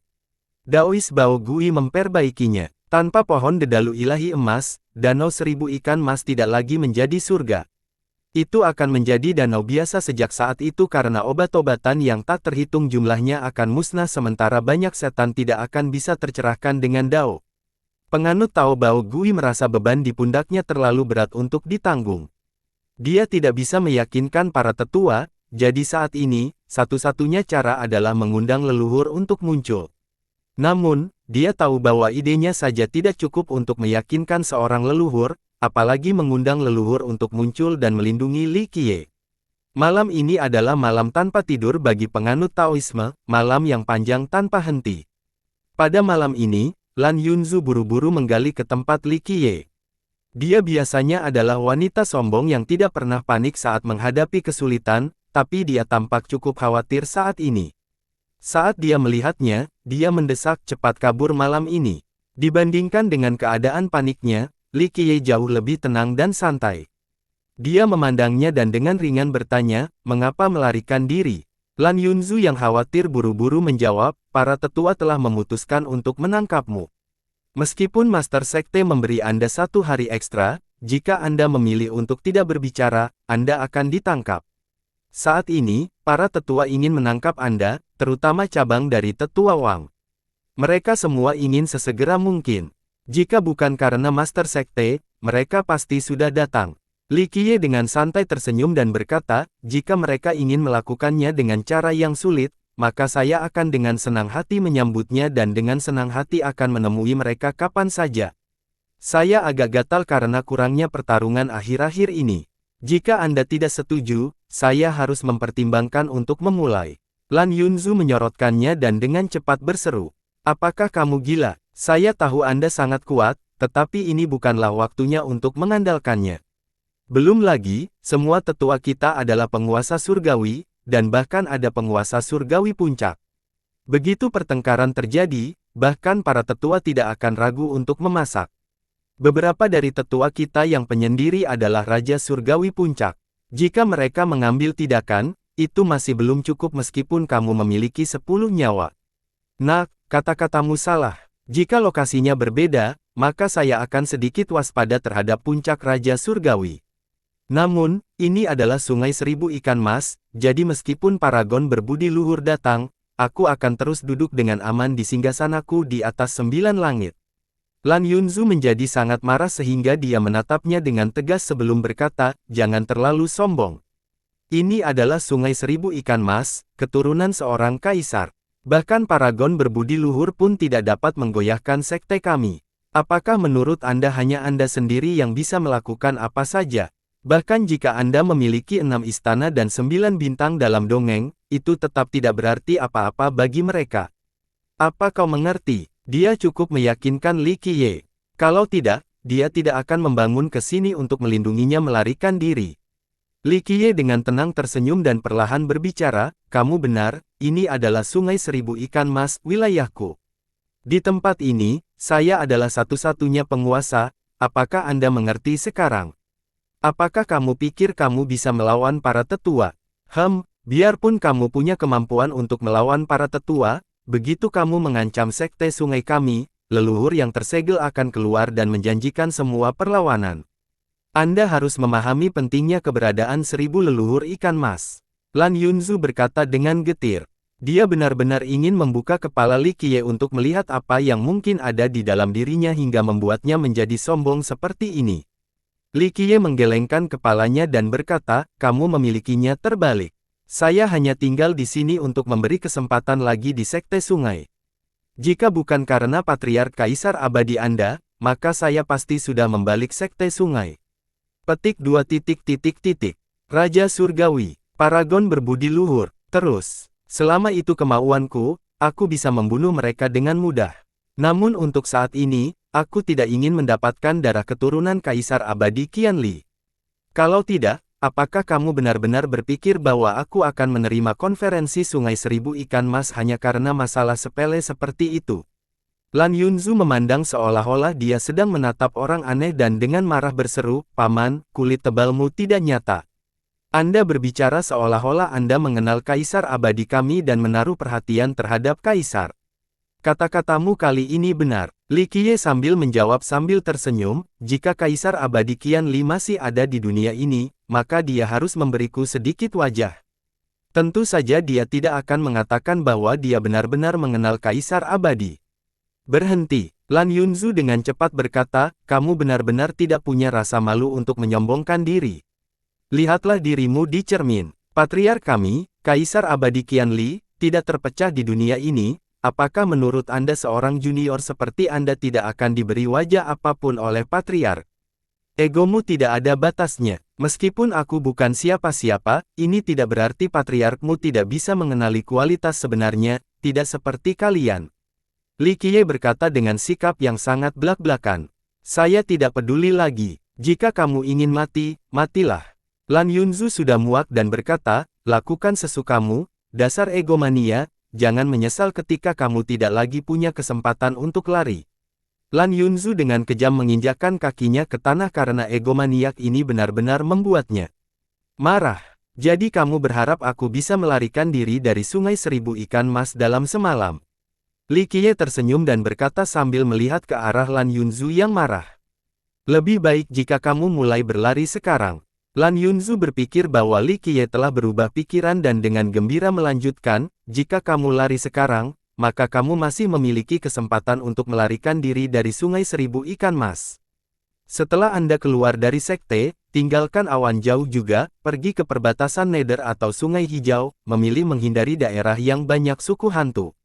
Apapun yang Anda lakukan, Anda tidak akan aman jika tetap berada di wilayah awan jauh.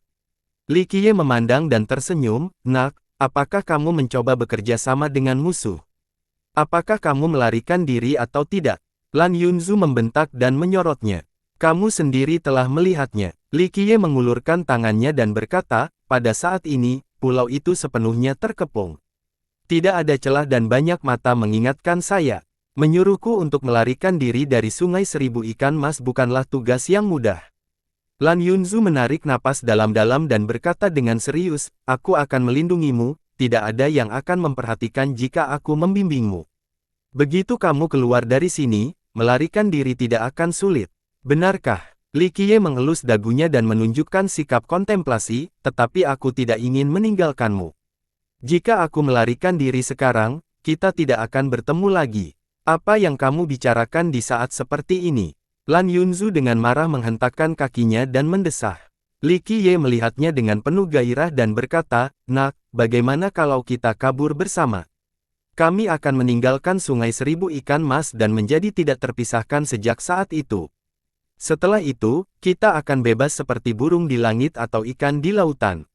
Yuk, siapa yang mau kabur bersamamu?" Lan Yunzu yang malu menyindir dan melanjutkan, "Kamu bisa terus bermimpi. Jadi, apakah kamu berlari atau tidak? Jika kamu mau, maka aku akan membawamu keluar dari sekte, tetapi jika tidak, maka aku akan mengabaikanmu." Ini sangat mengagumkan baginya. Ini adalah kejahatan yang dikhianati. Setelah tertangkap, dia akan dihukum berat meskipun dia adalah keturunan utama. Li Qiye memeriksa ekspresi seriusnya dan tersenyum sambil menamparkan pipinya dengan lembut dan berkata, "Nak, bagaimana aku bisa melibatkanmu dalam kekacauan ini? Jangan khawatir, saya tidak akan lari. Jika masalah sekecil ini memaksaku untuk lari, maka aku bukanlah Li Qiye. Untuk menghormati perasaanmu, kali ini aku tidak akan membuat sungai seribu ikan mas. Saya juga tidak akan mengambil Golden Divine Willow agar sekte ini dapat terus makmur. Namun, bagi orang-orang bodoh yang buta, saya tidak akan ragu untuk membantai mereka. Apakah kamu benar-benar berpikir kamu bisa mengalahkan seluruh sekte sendirian?" Lan Yunzu berbicara dengan marah. Li Qiye menganggukkan kepalanya dengan serius dan menyatakan, "Ya, saya bisa mengalahkan seluruh sekte Anda karena saya Li Qiye." Lan Yunzu benar-benar tercengang. Karena saya Li Qiye, ini adalah ungkapan paling mendominasi yang pernah dia dengar. Seolah-olah, di antara 9 langit dan 10 bumi sepanjang zaman, tidak ada yang mampu menandingi pernyataan dominasi ini. Saat pikirannya kembali, dia dengan marah berseru, "Lupakan saja, kamu bisa melakukan sesukamu. Jangan salahkan aku jika kamu mati dengan mengenaskan di sini." Karena itu, dia segera keluar. Li Qiye terkekeh melihat kekesalannya. Beberapa saat kemudian, dia melihat tirai malam dan menghela nafas dengan lembut.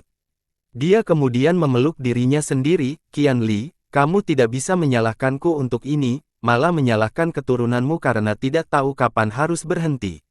Saya telah memberikan banyak hal kepada sungai seribu ikan mas dengan meninggalkan pohon dewa dan harta karun. Jika ada yang tidak mendengarkan, mungkin sudah waktunya bagi orang lain yang lebih penurut untuk memerintah negeri ini." Keesokan paginya, Lu Baiqiu buru-buru masuk dan berkata, "Bangsawan muda, kelihatannya tidak begitu bagus." Li Qiye membuka matanya dan dengan tenang bertanya, "Ada apa? Apakah langit akan runtuh?" Lu Baiqiu yang terengah-engah berkata, "Langit tidak akan runtuh, tapi kakak senior Yan Long memimpin kelompok besar ke sini untuk menangkap bangsawan muda." Li Qiye membuka matanya dan berkata sambil tersenyum, "Tangkap aku. Ayo kita pergi, kita bisa membiarkan orang-orang bodoh yang bodoh itu merasakan darah." Hari ini adalah hari di mana Sungai Seribu Ikan Mas akan berubah. 1. Yang mentah di sini adalah ganti darah. Ini berarti ada pergantian personel, agar orang yang berbeda dapat memegang kendali, atau menyingkirkan beberapa kelompok yang lebih tua. Li Qiye keluar bersama Lu Baiqiu dan melihat Yanlong memimpin sekelompok ahli menuju mereka semua memiliki aura yang ganas. Mata Yanlong menjadi merah saat dia melihat Li Qiye. Beberapa hari yang lalu, dia dilumpuhkan oleh Li Qiye, dan skeptis harus menggunakan banyak ramuan berharga untuk menyembuhkan luka-lukanya. Bagaimana mungkin dia tidak marah karena musuhnya ada di depan matanya? Dia kemudian mengepung Li Qiye bersama banyak ahli, tidak meninggalkan satu celah pun untuk kemungkinan melarikan diri. Banyak murid yang melihat pemandangan ini dari jauh, tetapi tidak satu pun dari mereka yang berani mengatakan apapun atau datang dan ikut bersenang-senang. Dalam 2 hari terakhir, suasana di sekte tersebut cukup mencekam sejak para tetua memberi perintah untuk menutup danau, mencegah orang lain masuk dan keluar. Bahkan murid yang paling tidak sadar pun tahu bahwa sesuatu telah terjadi di sekte tersebut, dan itu adalah masalah yang sangat besar. Namun, murid biasa tidak akan berani menanyakannya. Penampilan Yanlong cukup garang, seolah-olah dia ingin melucuti daging Li Qiye dan membuang tulang-tulangnya. Akhirnya, dia berkata, "Li, maukah kamu menerima penangkapanmu dengan damai, atau kami harus memaksamu untuk menyerah?" Jadi Sungai Seribu Ikan Masmu suka menarik kembali kata-katamu. Silsilah Kaisar sebenarnya memilih untuk bertindak tidak terhormat. Ini benar-benar mengecewakan. Li Qiye menjawab tanpa mengedipkan mata sambil berdiri dengan kedua tangannya yang gagah di belakang punggungnya. Kata-kata kita, kami hanya bertindak hormat terhadap tuan-tuan. Sedangkan bagi orang-orang tercela seperti Anda, tidak ada gunanya melakukan hal itu. Anda memata-matai sekte kami untuk mencuri rahasia kami dan bahkan hukum rahasia kehendak surga kami, salah satu dari kejahatan ini layak untuk dipenggal. Memata-matai Sungai Seribu Ikan Mas. Setelah mendengar tuduhan tersebut, Lu Baiqiu, yang berada tepat di belakang Li Qiye, merasa marah. Semua orang tahu bahwa Li Qiye datang untuk mengatur pernikahan, bahkan sekte itu sendiri mengakui dan menyetujui hal ini. Menuduhnya datang ke sekte untuk memata-matai mereka, ini jelas merupakan tuduhan palsu. Bertentangan dengan kemarahan Lu Baiqiu, Li Qiye tetap tidak mempengaruhi dan menjawab sambil tersenyum, bukan daftar kejahatan yang buruk. Tentu saja, karena kamu bermaksud menuduhku salah, alasan apapun juga bisa digunakan. Berhentilah membuang-buang waktu, jadilah cerdas dan biarkan kami menangkap Anda, atau Anda hanya akan membawa lebih banyak masalah pada diri Anda sendiri. Yanlong berkata dengan suara yang dalam, jika kamu memilih untuk melawan, maka kami akan mengambil tangan dan kakimu, mengubahmu menjadi cacat. Pada saat itu, jangan salahkan sekte kami karena tidak memberi Anda kesempatan di awal. Pada titik ini, dia mengungkapkan senyuman kenikmatan yang kejam. Yanlong telah menunggu cukup lama untuk mendapatkan kesempatan kembali ke Li Qiye. Nasib yang lebih buruk dari kematian menunggu Li Qiye jika ia jatuh ke tangan Yanlong, sebuah nasib yang layak diterima oleh seseorang yang mencoba mencuri wanitanya. Benarkah? Li Qiye mengusulkan, apakah ini keputusan yang dibuat oleh sekte, atau ini keputusan pribadimu? Yanlong tidak menjawab secara langsung dan dengan dingin malah menyatakan, semua murid Seribu Ikan Mas mempunyai tanggung jawab untuk membunuh seseorang yang memata-matai sekte kita dan mencuri hukum rahasia kehendak surga kita. Li Qiye tersenyum dan menganggukkan kepalanya, saya mengerti, jadi ini adalah balas dendam pribadi. Tapi kamu sendiri tidak cukup untuk menangkapku. Wajah Yanlong menjadi pucat karena Li Qiye memukul bagian yang sakit. Dia kemudian berteriak, pergilah, jangan beri ampun jika dia menolak. Oleh karena itu, energi darahnya mengalir deras saat dia mengeluarkan harta karun kehidupan paragon berbudi luhur. Ledakan. Setelah ledakan keras, para ahli yang datang bersamanya menciptakan jaring yang tidak bisa dihindari. Langit mulai bergetar ketika keempat arah terkunci. Kelompok itu datang dengan persiapan dan tekad untuk menangkap Li Qiye dengan segala cara. Setelah jaring ini menyerang seluruh area, senjata Virtuous Paragon milik Yanlong disembunyikan dengan kekuatan penekan dari Virtuous Paragon. Saat berada di ambang hidup dan mati, Li Qiye sedikit menggeser tubuhnya. Pada saat itu, seolah-olah waktu sendiri darinya seolah mengepakkan sayapnya. Bang, bang, bang. Serangkaian dampak bergema bersamaan dengan tangisan yang melengking. Para ahli yang ingin memikat Li Qiye semuanya langsung terpesona saat darah mereka mewarnai langit biru menjadi merah. Ledakan. Tubuh Li Qiye adalah senjata paling ampuh. Setiap serangannya membawa kekuatan gunung ilahi, sehingga bahkan senjata virtues Paragon pun terlempar. Ledakan. Sebelum Yanlong mengetahui apa yang sedang terjadi, dia sudah terpesona, memimpikannya darah saat tulangnya patah. Sebelum dia sempat menyadari apa yang sedang terjadi, mengamati sekilas yang mendorongnya tinggi-tinggi. Li Qiye mencekik leher Yanlong di udara. Seseorang sepertimu ingin menangkapku. Li Qiye mengirim pada Yanlong dan menuntut, katakan pada orang yang diperintahkanmu untuk keluar, atau aku akan menghancurkanmu. Binatang kecil, lepaskan dia. Penatua Lin meraung dan melepaskan tinju yang menghancurkan langit ke arah Li Qiye, yang belas kasihan tanpa belas kasihan. Tidak diragukan lagi, Yanlong hanyalah seorang pesuruh yang bermaksud memprovokasi Li Qiye. Kemudian, sebagian lainnya akan menangkapnya dengan tuduhan menolak penangkapan. Namun, Penatua Lin tidak menyangka rencana mereka akan gagal seketika. Enyahlah, Li Qiye terlalu malas untuk melihat ke arah Tetua Lin 2 kali, jadi dia menunjukkan tangan 1000 melawan 9 dunia. Segudang tangan muncul tepat di belakangnya saat 2 di antaranya memegang busur sejati 9 kata. Berdengung, talinya ditarik dan kata, prajurit, terbang keluar. Kata tersebut mengumpulkan kekuatan langit dan bumi dan akhirnya ditawarkan dengan Penatua Lin. Ledakan, bahkan tangan besi penguasa surgawi akan berubah menjadi tontonan berdarah ketika melawan busur perkasa dan nomor 1 di dunia ini. Anak panah itu menembus tinju Penatua Lin karena dagingnya tidak cukup menghadapi kekuatan ini, menyebabkan dia menangis kesakitan. Li Qiye mengusulkan dan berkata, tuanmu sudah terlambat, dia tidak akan bisa menyelamatkanmu. Dengan itu, jari-jarinya menegang. Yanlong merasakan mendekat dan berteriak, namun, itu sudah terlambat. Lehernya hancur saat semua pernapasan berhenti. Sialan kamu bajingan kecil. Suara yang sangat marah muncul, pemilik suara ini menggali menuju Li Qiye. Yang Mulia Wang, yang merupakan Grandmaster Yanlong, datang dengan membawa pisau tebas. Ini adalah seorang tetua yang tinggi, jadi pedangnya membawa momentum yang tak terbendung. Para murid yang menyaksikannya menggigil dan menjadi pucat karena kekuatan pedang tersebut. Bas, 9 kata busur sejati menembakkan panah lainnya. Kali ini, kata petarung, jangka waktu perlindungan.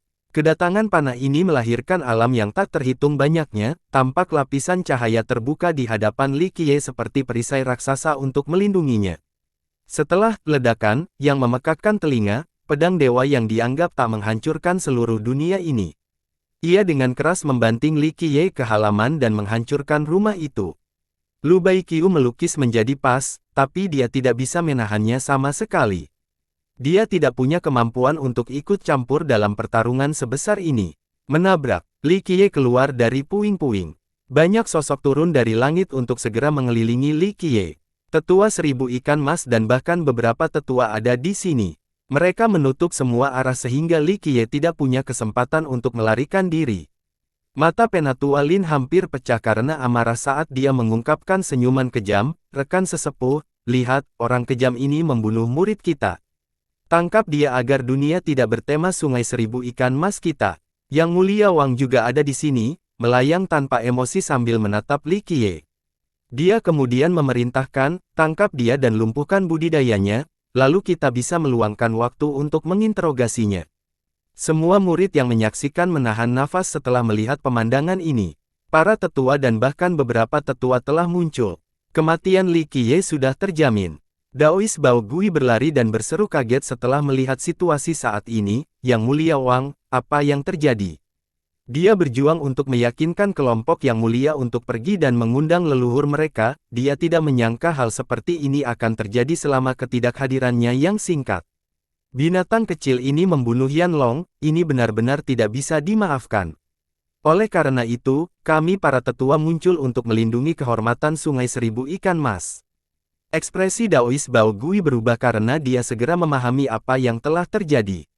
Beberapa orang tidak sabar untuk memulai. Penganut Tao Bao Gui kemudian dengan serius menyatakan, Yang Mulia Wang, masa tenggang 1 hari belum berakhir. Yang Mulia Wang melirik ke arah Master Sekte dan dengan dingin menjawab, Sekte Master, jangan salah. Orang luar ini telah membunuh murid kita, jadi apalagi yang perlu dibicarakan. Tangkap hewan ini dan lumpuhkan dia. Semua tetua yang berada di pihak Yang Mulia Wang, kakak, kita tidak bisa menunda ini lebih lama lagi. Penganut Tao Bao Gui menyadari bahwa kelompok Yang Mulia Wang ingin mengalahkan otoritasnya tepat ketika Penatua yang mendukungnya, tidak ada. Dia menyadari formasi yang menyerang Li Qiye dan hanya bisa menghela nafas. Ini sudah di luar kekuasaannya, jadi dia hanya bisa berdiri dan menyaksikan akhir dari badai ini. Yang Mulia Wang memandang rendah Li Qiye dan dengan dingin berkata, pergi. Li Qiye, yang benar-benar terkepung, masih sangat tenang dan bertanya, apakah kamu benar-benar mengira aku hanyalah daging di atas talenan? Memiliki banyak tetua yang berkontribusi pada barikade membuktikan bahwa mereka tidak meremehkannya sama sekali. Junior, jika kamu bekerja sama dengan kami sekarang, rasa sakitnya akan berkurang. Jika tidak, kamu akan menemukan nasib yang lebih buruk daripada kematian. Benarkah? Li Qiye berkata sambil tersenyum, sepertinya. Aku masih harus membunuh hari ini.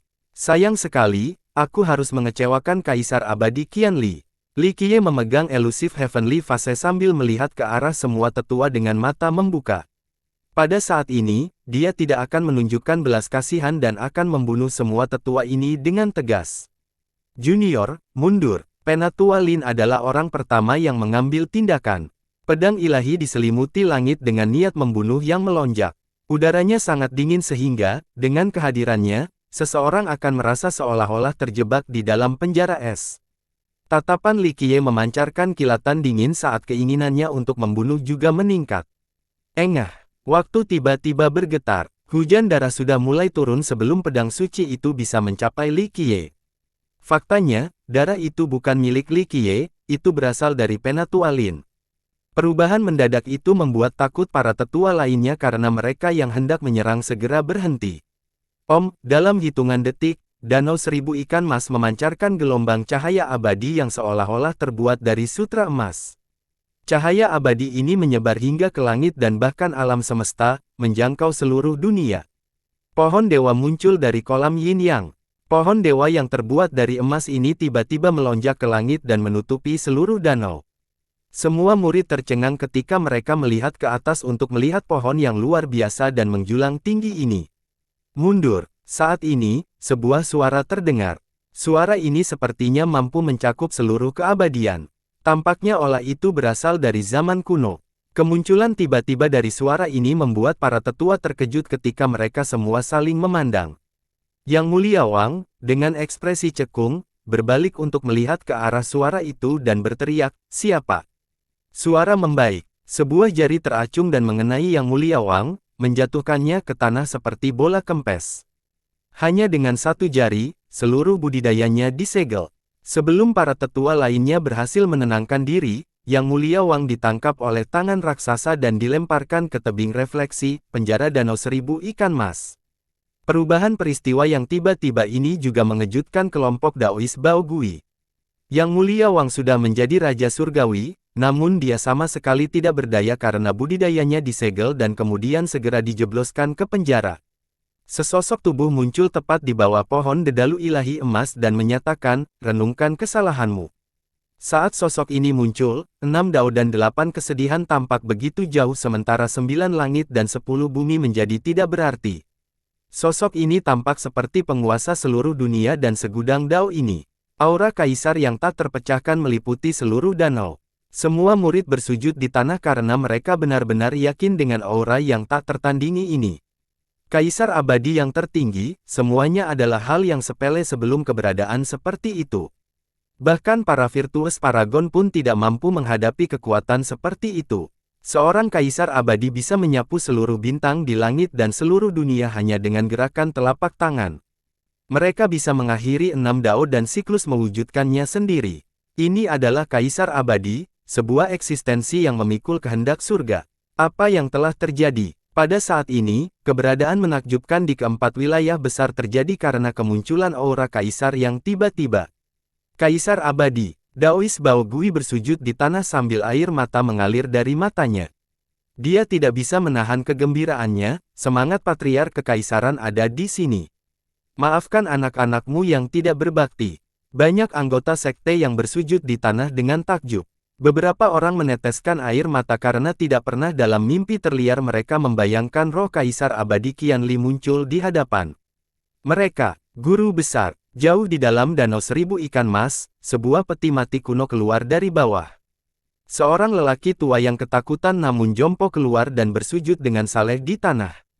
Leluhur suci telah terwujud. Pada saat ini, leluhur sekte sungai yang terbangun sangat terkejut. Sedangkan para tetua, mereka kehilangan kata-kata. Orang yang terkubur di bawah sungai 1000 ikan mas adalah cucu Kaisar Abadi Qianli.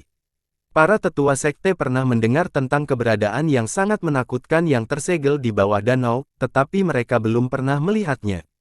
Bahkan nenek moyang yang tertidur pun tidak seperti itu. Hari ini, cahaya ilahi leluhur suci terpancar dari bawah danau sejak dia sendiri keluar dari batu era darah untuk menyambut Grandmaster-nya. Grandmaster, aku telah mengecewakanmu karena gagal membimbing mereka dengan benar. Sosok suci bersujud di hadapan Kaisar Abadi Qianli dan mengakui kegagalannya. Di bawah pohon dedalu ilahi emas, bayangan Kaisar Abadi Qianli memiliki kedalaman yang tak terbaca dan tetap misterius selamanya. Aura yang terpancar dari tubuh sang kaisar bahkan memaksa paragon berbudi luhur untuk tunduk. Hari ini, setelah melihat semangat patriark mereka, para murid sekte sungai akhirnya memahami arti sebenarnya dari Kaisar Abadi dan apa sebenarnya tak terpecahkan. Sementara itu, para tetua dan leluhur sekte sungai kehilangan kendali emosi. Mereka tidak tahu bahwa leluhur mereka meninggalkan perasaan yang tertinggal di tanah leluhur. Pada saat ini, mereka memahami bahwa roh leluhur mereka selalu melindungi sungai 1000 ikan mas.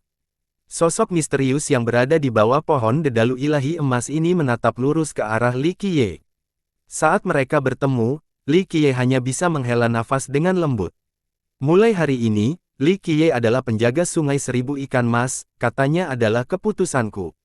Suara ini tiba-tiba berubah menjadi mantra abadi, hukum universal yang akan bertahan selamanya, sesuatu yang tidak dapat diubah oleh siapapun. Li Qiye hanya bisa tersenyum masam sambil menatap Kaisar Abadi. Pada akhirnya, dia masih harus berperan sebagai perawat besar seperti saat sekte tersebut pertama kali didirikan. Dia tidak bisa mengatakannya kepada Kaisar Abadi Qianli. Menjadi penjaga sekte sungai bukanlah sesuatu yang ingin dia lakukan.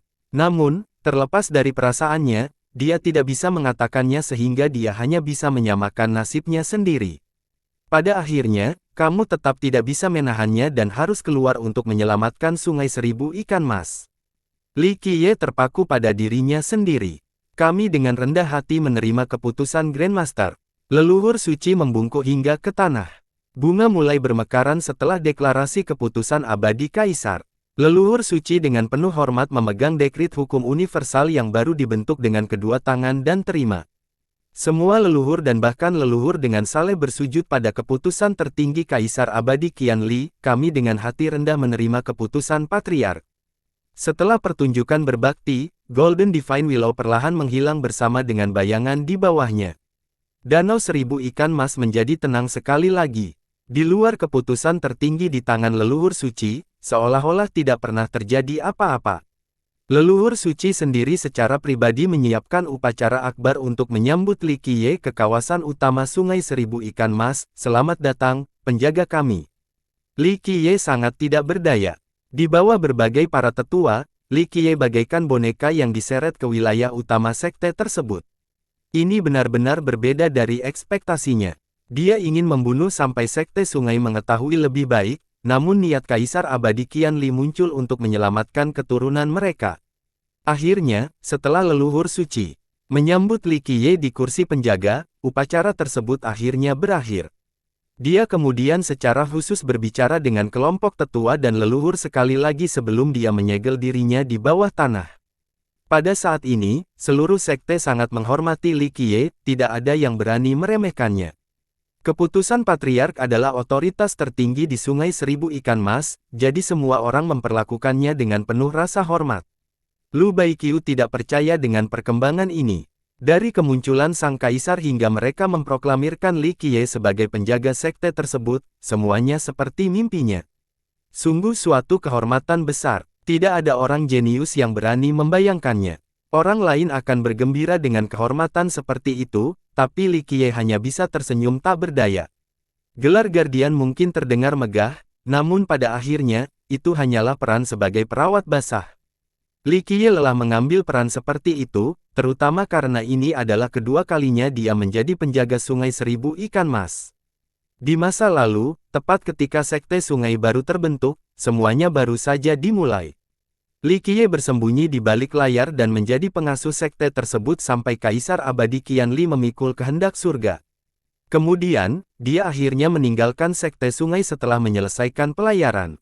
Setelah bertahun-tahun, dia telah menjadi penjaga sekali lagi meskipun dia tidak bersedia, tapi dia tidak bisa mengatakan tidak kepada Kaisar Abadi Qianli. Dia diam-diam meratapi dirinya sendiri, saya akan mempertimbangkan ini untuk yang terakhir. Setelah menjadi penjaga, dia tidak ingin bertemu siapapun. Posisi ini sangat luar biasa, tapi dia menjadi sangat kesal hanya dengan iklan. Daois Bao Gui juga sangat hormat dan meminta pendapatnya tentang segala hal. Menanggapi hal ini, Li Qiye hanya berkata, Sekte Guru, saya adalah penjaga, bukan ibu susu.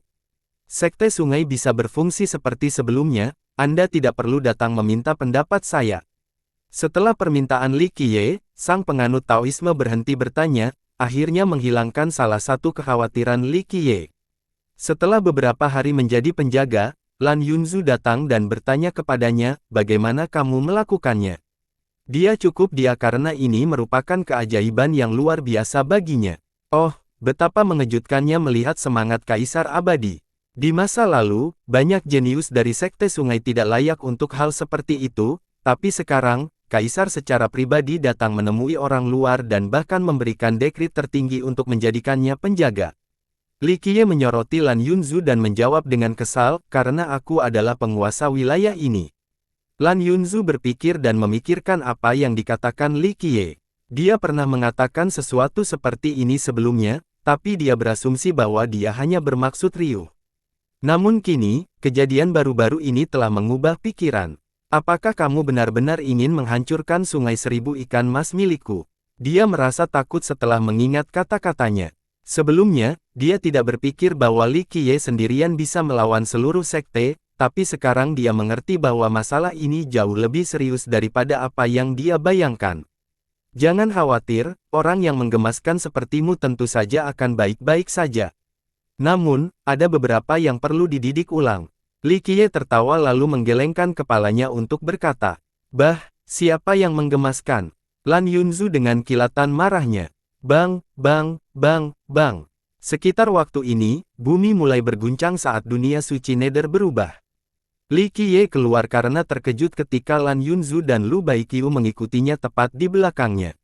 Mereka menengadah ke langit dengan takjub. Namun, mereka tidak sendirian. Seluruh penghuni dunia Secret Nether juga merasa khawatir. Langit tadinya damai di siang hari, namun kini tiba-tiba berubah menjadi gelap. Seluruh dunia suci Nether dirambah oleh kegelapan. Bahkan leluhur, guru legendaris, dan keberadaan abadi pun ketakutan. Karakter tak terpecahkan yang tak terhitung jumlahnya muncul dari batu era darah mereka. Bahkan para ahli ini tidak bisa melihat menembus langit dan memahami apa yang menutupi seluruh dunia suci Nether. Kegelapan ini membuat takut semua orang karena beberapa orang percaya bahwa ini adalah akhir dunia. Itu tidak berlangsung lama, kira-kira waktu yang dibutuhkan untuk minum secangkir teh. Kegelapan menghilang dan langit kembali ke warna biru aslinya seolah-olah tidak terjadi apa-apa. Apa yang terjadi di sini? Lu Baiqiu tergagap ketakutan. Ini adalah hal paling menakutkan yang pernah dia alami dalam hidupnya. Seluruh dunia Secret Nether telah diselimuti oleh tirai gelap. Meskipun sangat singkat, itu masih cukup untuk membuat siapapun merinding. Li Qiye terus memandang ke langit tanpa mengucapkan kata pun. Sepertinya olah dia ingin melihatnya. Li Qiye yang selalu acuh tak acuh memasang ekspresinya saat ini. Setelah beberapa saat, Lan Yunzu bertanya, apa yang sebenarnya terjadi tadi? Mengingat kejadian sebelumnya membuatnya takut. Dia membuka pemandangan surgawinya tetapi masih tidak bisa melihat menembus langit, apalagi apa yang menyelamatkan dunia suci Nether. Li Qiye menarik napas dalam-dalam dan berkata pada Lan Yunzu, pergilah, perintahkan orang-orang untuk melihat apakah pulau mitos yang hilang itu masih ada. Lan Yunzu segera melakukannya. Sungai Seribu Ikan Mas telah mengawasi pulau itu, namun mereka tidak ingin memasukinya secara sembarangan sebelum mengetahui masalah dengan jelas. Dengan sangat cepat, beberapa murid kembali dengan membawa berita. Lan Yunzu melaporkan, pulau mitos yang hilang sudah tidak ada lagi. Saat kegelapan menutupi langit, banyak orang yang masih berada di lautan, termasuk nenek moyang dari beberapa kekuatan besar. Namun, mereka tidak melihat bagaimana pulau itu menghilang. Setelah kegelapan menghilang, pulau itu sudah tidak ada lagi. Li Qiye mulai menggigit dalam diam setelah mendengar ini, banyak pikiran berkecamuk di kepalanya. Di dunia Secret Nether, hanya ada 2 atau 3 kemungkinan yang bisa menjelaskan mengapa pulau yang hilang itu menghilang dalam sekejap. Li Qiye menarik napas dalam-dalam dan memberitahu Lan Yunzu, saya harus melakukan perjalanan ke makam perdana yang tidak menyenangkan. Lan Yunzu berseru kaget, makam utama yang tidak menyenangkan. Ini adalah lokasi legendaris dari masa lalu, suatu tempat yang tak seorang pun bisa masuki selain Kaisar Abadi. Li Qiye perlahan menjawab dengan mata berbinar, saya tahu, tapi saya akan menemukan jalannya. Lan Yunzu terkejut dan bertanya, apakah ini ada hubungannya dengan pulau mitos yang hilang? Kuburan perdana yang tidak menyenangkan selalu menjadi misteri yang belum terpecahkan di dunia suci Nether. Ini tidak jelas. Li Qiye menggelengkan kepalanya dan berkata, mungkin bukan hal yang buruk jika ada kedamaian dengan kuburan. Apakah pulau yang hilang itu ada di kuburan atau tidak, saya harus masuk dan melihatnya sendiri. Perkembangan baru ini terjadi terlalu tiba-tiba dan berbeda dari ekspektasi Li Qiye. Awalnya, dia ingin pergi ke pulau itu setelah kabut menghabiskan cukup banyak darah. Li Qiye punya banyak metode, selama dia bisa sampai di pulau itu, dia akan bisa mengambil apapun yang dia inginkan. Namun kini, pulau mitos yang hilang itu telah menghilang, atau lebih tepatnya, dipindahkan oleh seseorang. Hal ini benar-benar menggagalkan rencana, mengharuskan dia memikirkan bagaimana melanjutkannya. Lan Yunzu menarik napas dalam-dalam dan menyatakan, aku akan pergi bersamamu. Setidaknya dengan begitu, kamu akan memiliki seorang penolong. Tidak, Li Qiye sambil menjawab tekadnya, kamu dan kelompok Master Sekte harus bersiap-siap. Mungkin aku akan berguna bagi kalian. Yang paling penting adalah bersiap menghadapi skenario terburuk. Apa skenario terburuknya? Lan Yunzu bertanya dengan heran. Dengan ekspresi serius, Li Qiye menatap jauh ke daratan dan perlahan menjawab, langit sedang kacau, era penandatanganan mungkin akan segera terjadi. Langit sedang kacau, Lan Yunzu kembali dengan kaget. Saat ini, dunia suci Nether dalam keadaan damai dan tidak ada kekuatan yang mampu menghancurkan stabilitas yang dibentuk oleh beberapa garis keturunan kaisar. Apakah kekacauan akan terjadi atau tidak? Li Qiye sambil melanjutkan tersenyum, surga yang kacau belum tentu merupakan hal yang buruk. Saat aku membantai surga, beberapa hal licik akan keluar. 1. Licik di sini sama dengan kata hantu, tapi belum tentu hantu, jadi saya tidak mau mengambil risiko dan membuat terjemahan yang tidak akurat. Lan Yunzu tidak mau menjadi terkejut. Kata-kata ringannya tidak membawa gravitasi tertentu, tetapi di telinga, kata-kata itu sangat kejam. Berapa banyak orang jenius yang berani menggerutu karena membantai surga.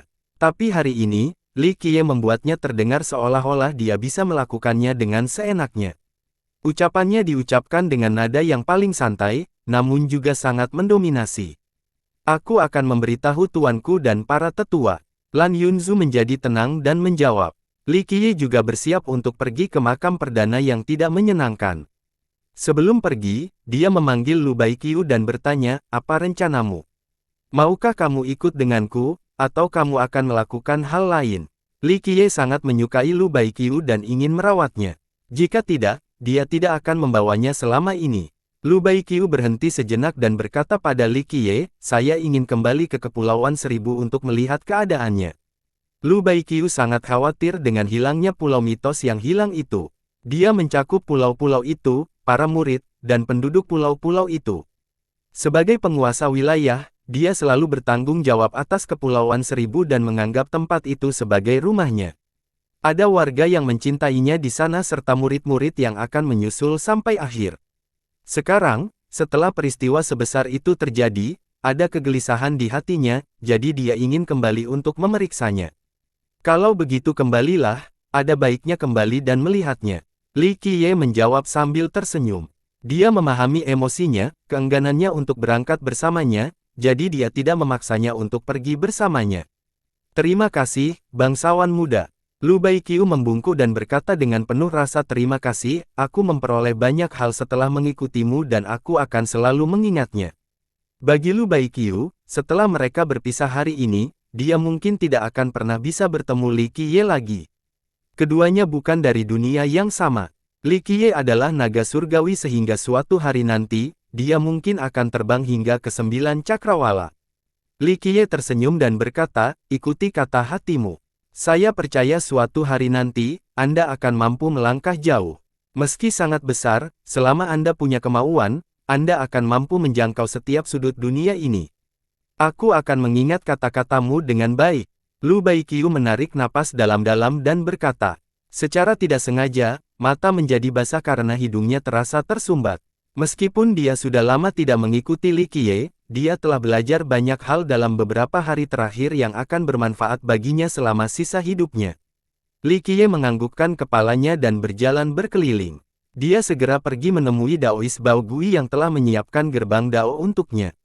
Setelah dia melihat Li Qiye, Daois Bao Gui dengan cepat berkata, ada sekte besar yang memiliki hubungan baik dengan kami di perbatasan Nether. Gerbang Dao ini akan langsung membawamu ke sisi mereka sehingga kamu bisa langsung pergi ke makam perdana yang tidak menyenangkan. Baiklah, itu akan mudah setelah aku sampai di perbatasan Nether. Penganut Tao Bao Gui memerintahkan agar gerbang Dao dibuka sementara para tetua dan tetua datang untuk mengantar Li Qiye pergi. Sebelum kepergiannya, Daois Bao Gui memperingatkannya, harap berhati-hati, makam utama yang tidak menyenangkan adalah tempat paling berbahaya dan misterius di dunia suci Nether. Jangan khawatir, itu tidak cukup untuk merenggut nyawaku. Li Qiye menjawab sambil tersenyum. Li Qiye melangkah ke orang dan berjalan ke dalam gerbang Dao, menghilang dalam sekejap. Itu memindahkannya ke sisi lain. Setelah tiba di sekte sahabat, dia segera berangkat dan berlari menuju makam perdana yang tidak menyenangkan tanpa istirahat. Sungai Seribu Ikan Mas adalah sungai terpanjang di dunia Secret Nether. Alirannya tidak hanya mencakup seluruh awan jauh di bagian selatan, namun juga mencapai lapangan berkabut bagian utara, sumbernya sampai ke pedalaman perbatasan Nether bagian timur, dan ini adalah lokasi makam perdana yang tidak menyenangkan. Kuburan adalah tempat yang sangat mistis, suatu tempat yang belum pernah dikuasai sepenuhnya oleh siapapun sebelumnya. Sejak awal, sedikit orang yang memiliki kesempatan untuk masuk. Itu berada jauh di pedalaman Nether Border yang tak ada habisnya. Di tempat itu terdapat gunung-gunung bergulung dan puncak-puncak yang mampu mencapai langit, membuat penonton harus mundur terpilih. Tidak ada yang berani mencoba peruntungan mendakinya. Di ujung semua perbukitan terdapat barisan pegunungan raksasa yang memisahkan langit dan bumi. Siapapun yang berhasil sampai sejauh ini hanya bisa berhenti karena tidak ada cara untuk melewati blokade ini. Dunia di luar pegunungan ditutupi oleh pertanda misterius, jadi tidak ada yang tahu seperti apa rupanya. Di tengah pegunungan ini terdapat kuburan besar. Tablet penguburan itu lebih seperti monolit raksasa yang menembus langit hingga keluar angkasa. Tablet penguburan ini bisa disebut yang terbesar di dunia. Tidak ada ukiran atau kata-kata di atasnya. Makam dengan monolit raksasa sebagai plakat peringatannya adalah makam perdana yang tidak menyenangkan yang legendaris. Dikatakan bahwa hanya ketika seseorang masuk ke dalam kuburan ini barulah mereka dapat memasuki pegunungan. Tidak ada yang tahu siapa yang dikuburkan di dalamnya. Beberapa mengatakan bahwa ada kaisar abadi, yang lain mengatakan bahwa ada keberadaan dari era legendaris, dan bahkan ada rumor tentang iblis kuno dan tertinggi yang dikuburkan di sini. Meski selalu tertutup rapat, setelah jutaan tahun, kuburan itu dibuka beberapa kali karena beberapa orang menemukan kunci untuk membuka kuburan. Jadi kenapa kuburan ini disebut kuburan perdana yang tidak menyenangkan? Tidak ada yang benar-benar tahu, tapi beberapa orang percaya bahwa itu adalah negeri orang mati. Itu adalah salah satu dari 12 penguburan terlarang, sama seperti yang lainnya, tempat itu penuh dengan bahaya. Tidak ada yang bisa meninggalkan nyawanya begitu mereka masuk. Terlepas dari popularitasnya, banyak orang sepanjang sejarah masih mencoba untuk masuk. Semua orang percaya bahwa mereka yang bisa bertahan hidup akan mendapatkan ciptaan yang menakjubkan. 2. Mengingatkan bahwa ciptaan di sini digunakan sebagai sesuatu, barang perubahan bawaan yang jauh lebih baik daripada rejeki, harta. Hadiah dari surga, jika Anda mau, seperti ciptaan itu sendiri. Salah satu rumor menyatakan bahwa ada dewa sejati yang terkubur di sini. Seseorang bisa mendapatkan ciptaan yang luar biasa jika mereka mendapatkan tulangnya. Ada alasan untuk rumor ini. Kaisar abadi di Yu telah memasuki pemakaman ketika dia masih muda dan berhasil hidup kembali. Karena pengalaman ini, dia bersembunyi selama 5 generasi kaisar abadi. Pada akhirnya, di usianya yang sangat tua, dia memikul kehendak surga dan menjadi kaisar abadi. 3. Di Yu sama dengan bumi plus menjadi bodoh, menipu, atau menipu aku. Dia tampaknya adalah kaisar abadi untuk kerajaan abadi gunung sederhana. Judulnya agak sulit dijelaskan, tapi saya akan memilih Simplicity of the Earth atau Earth's Deceiver.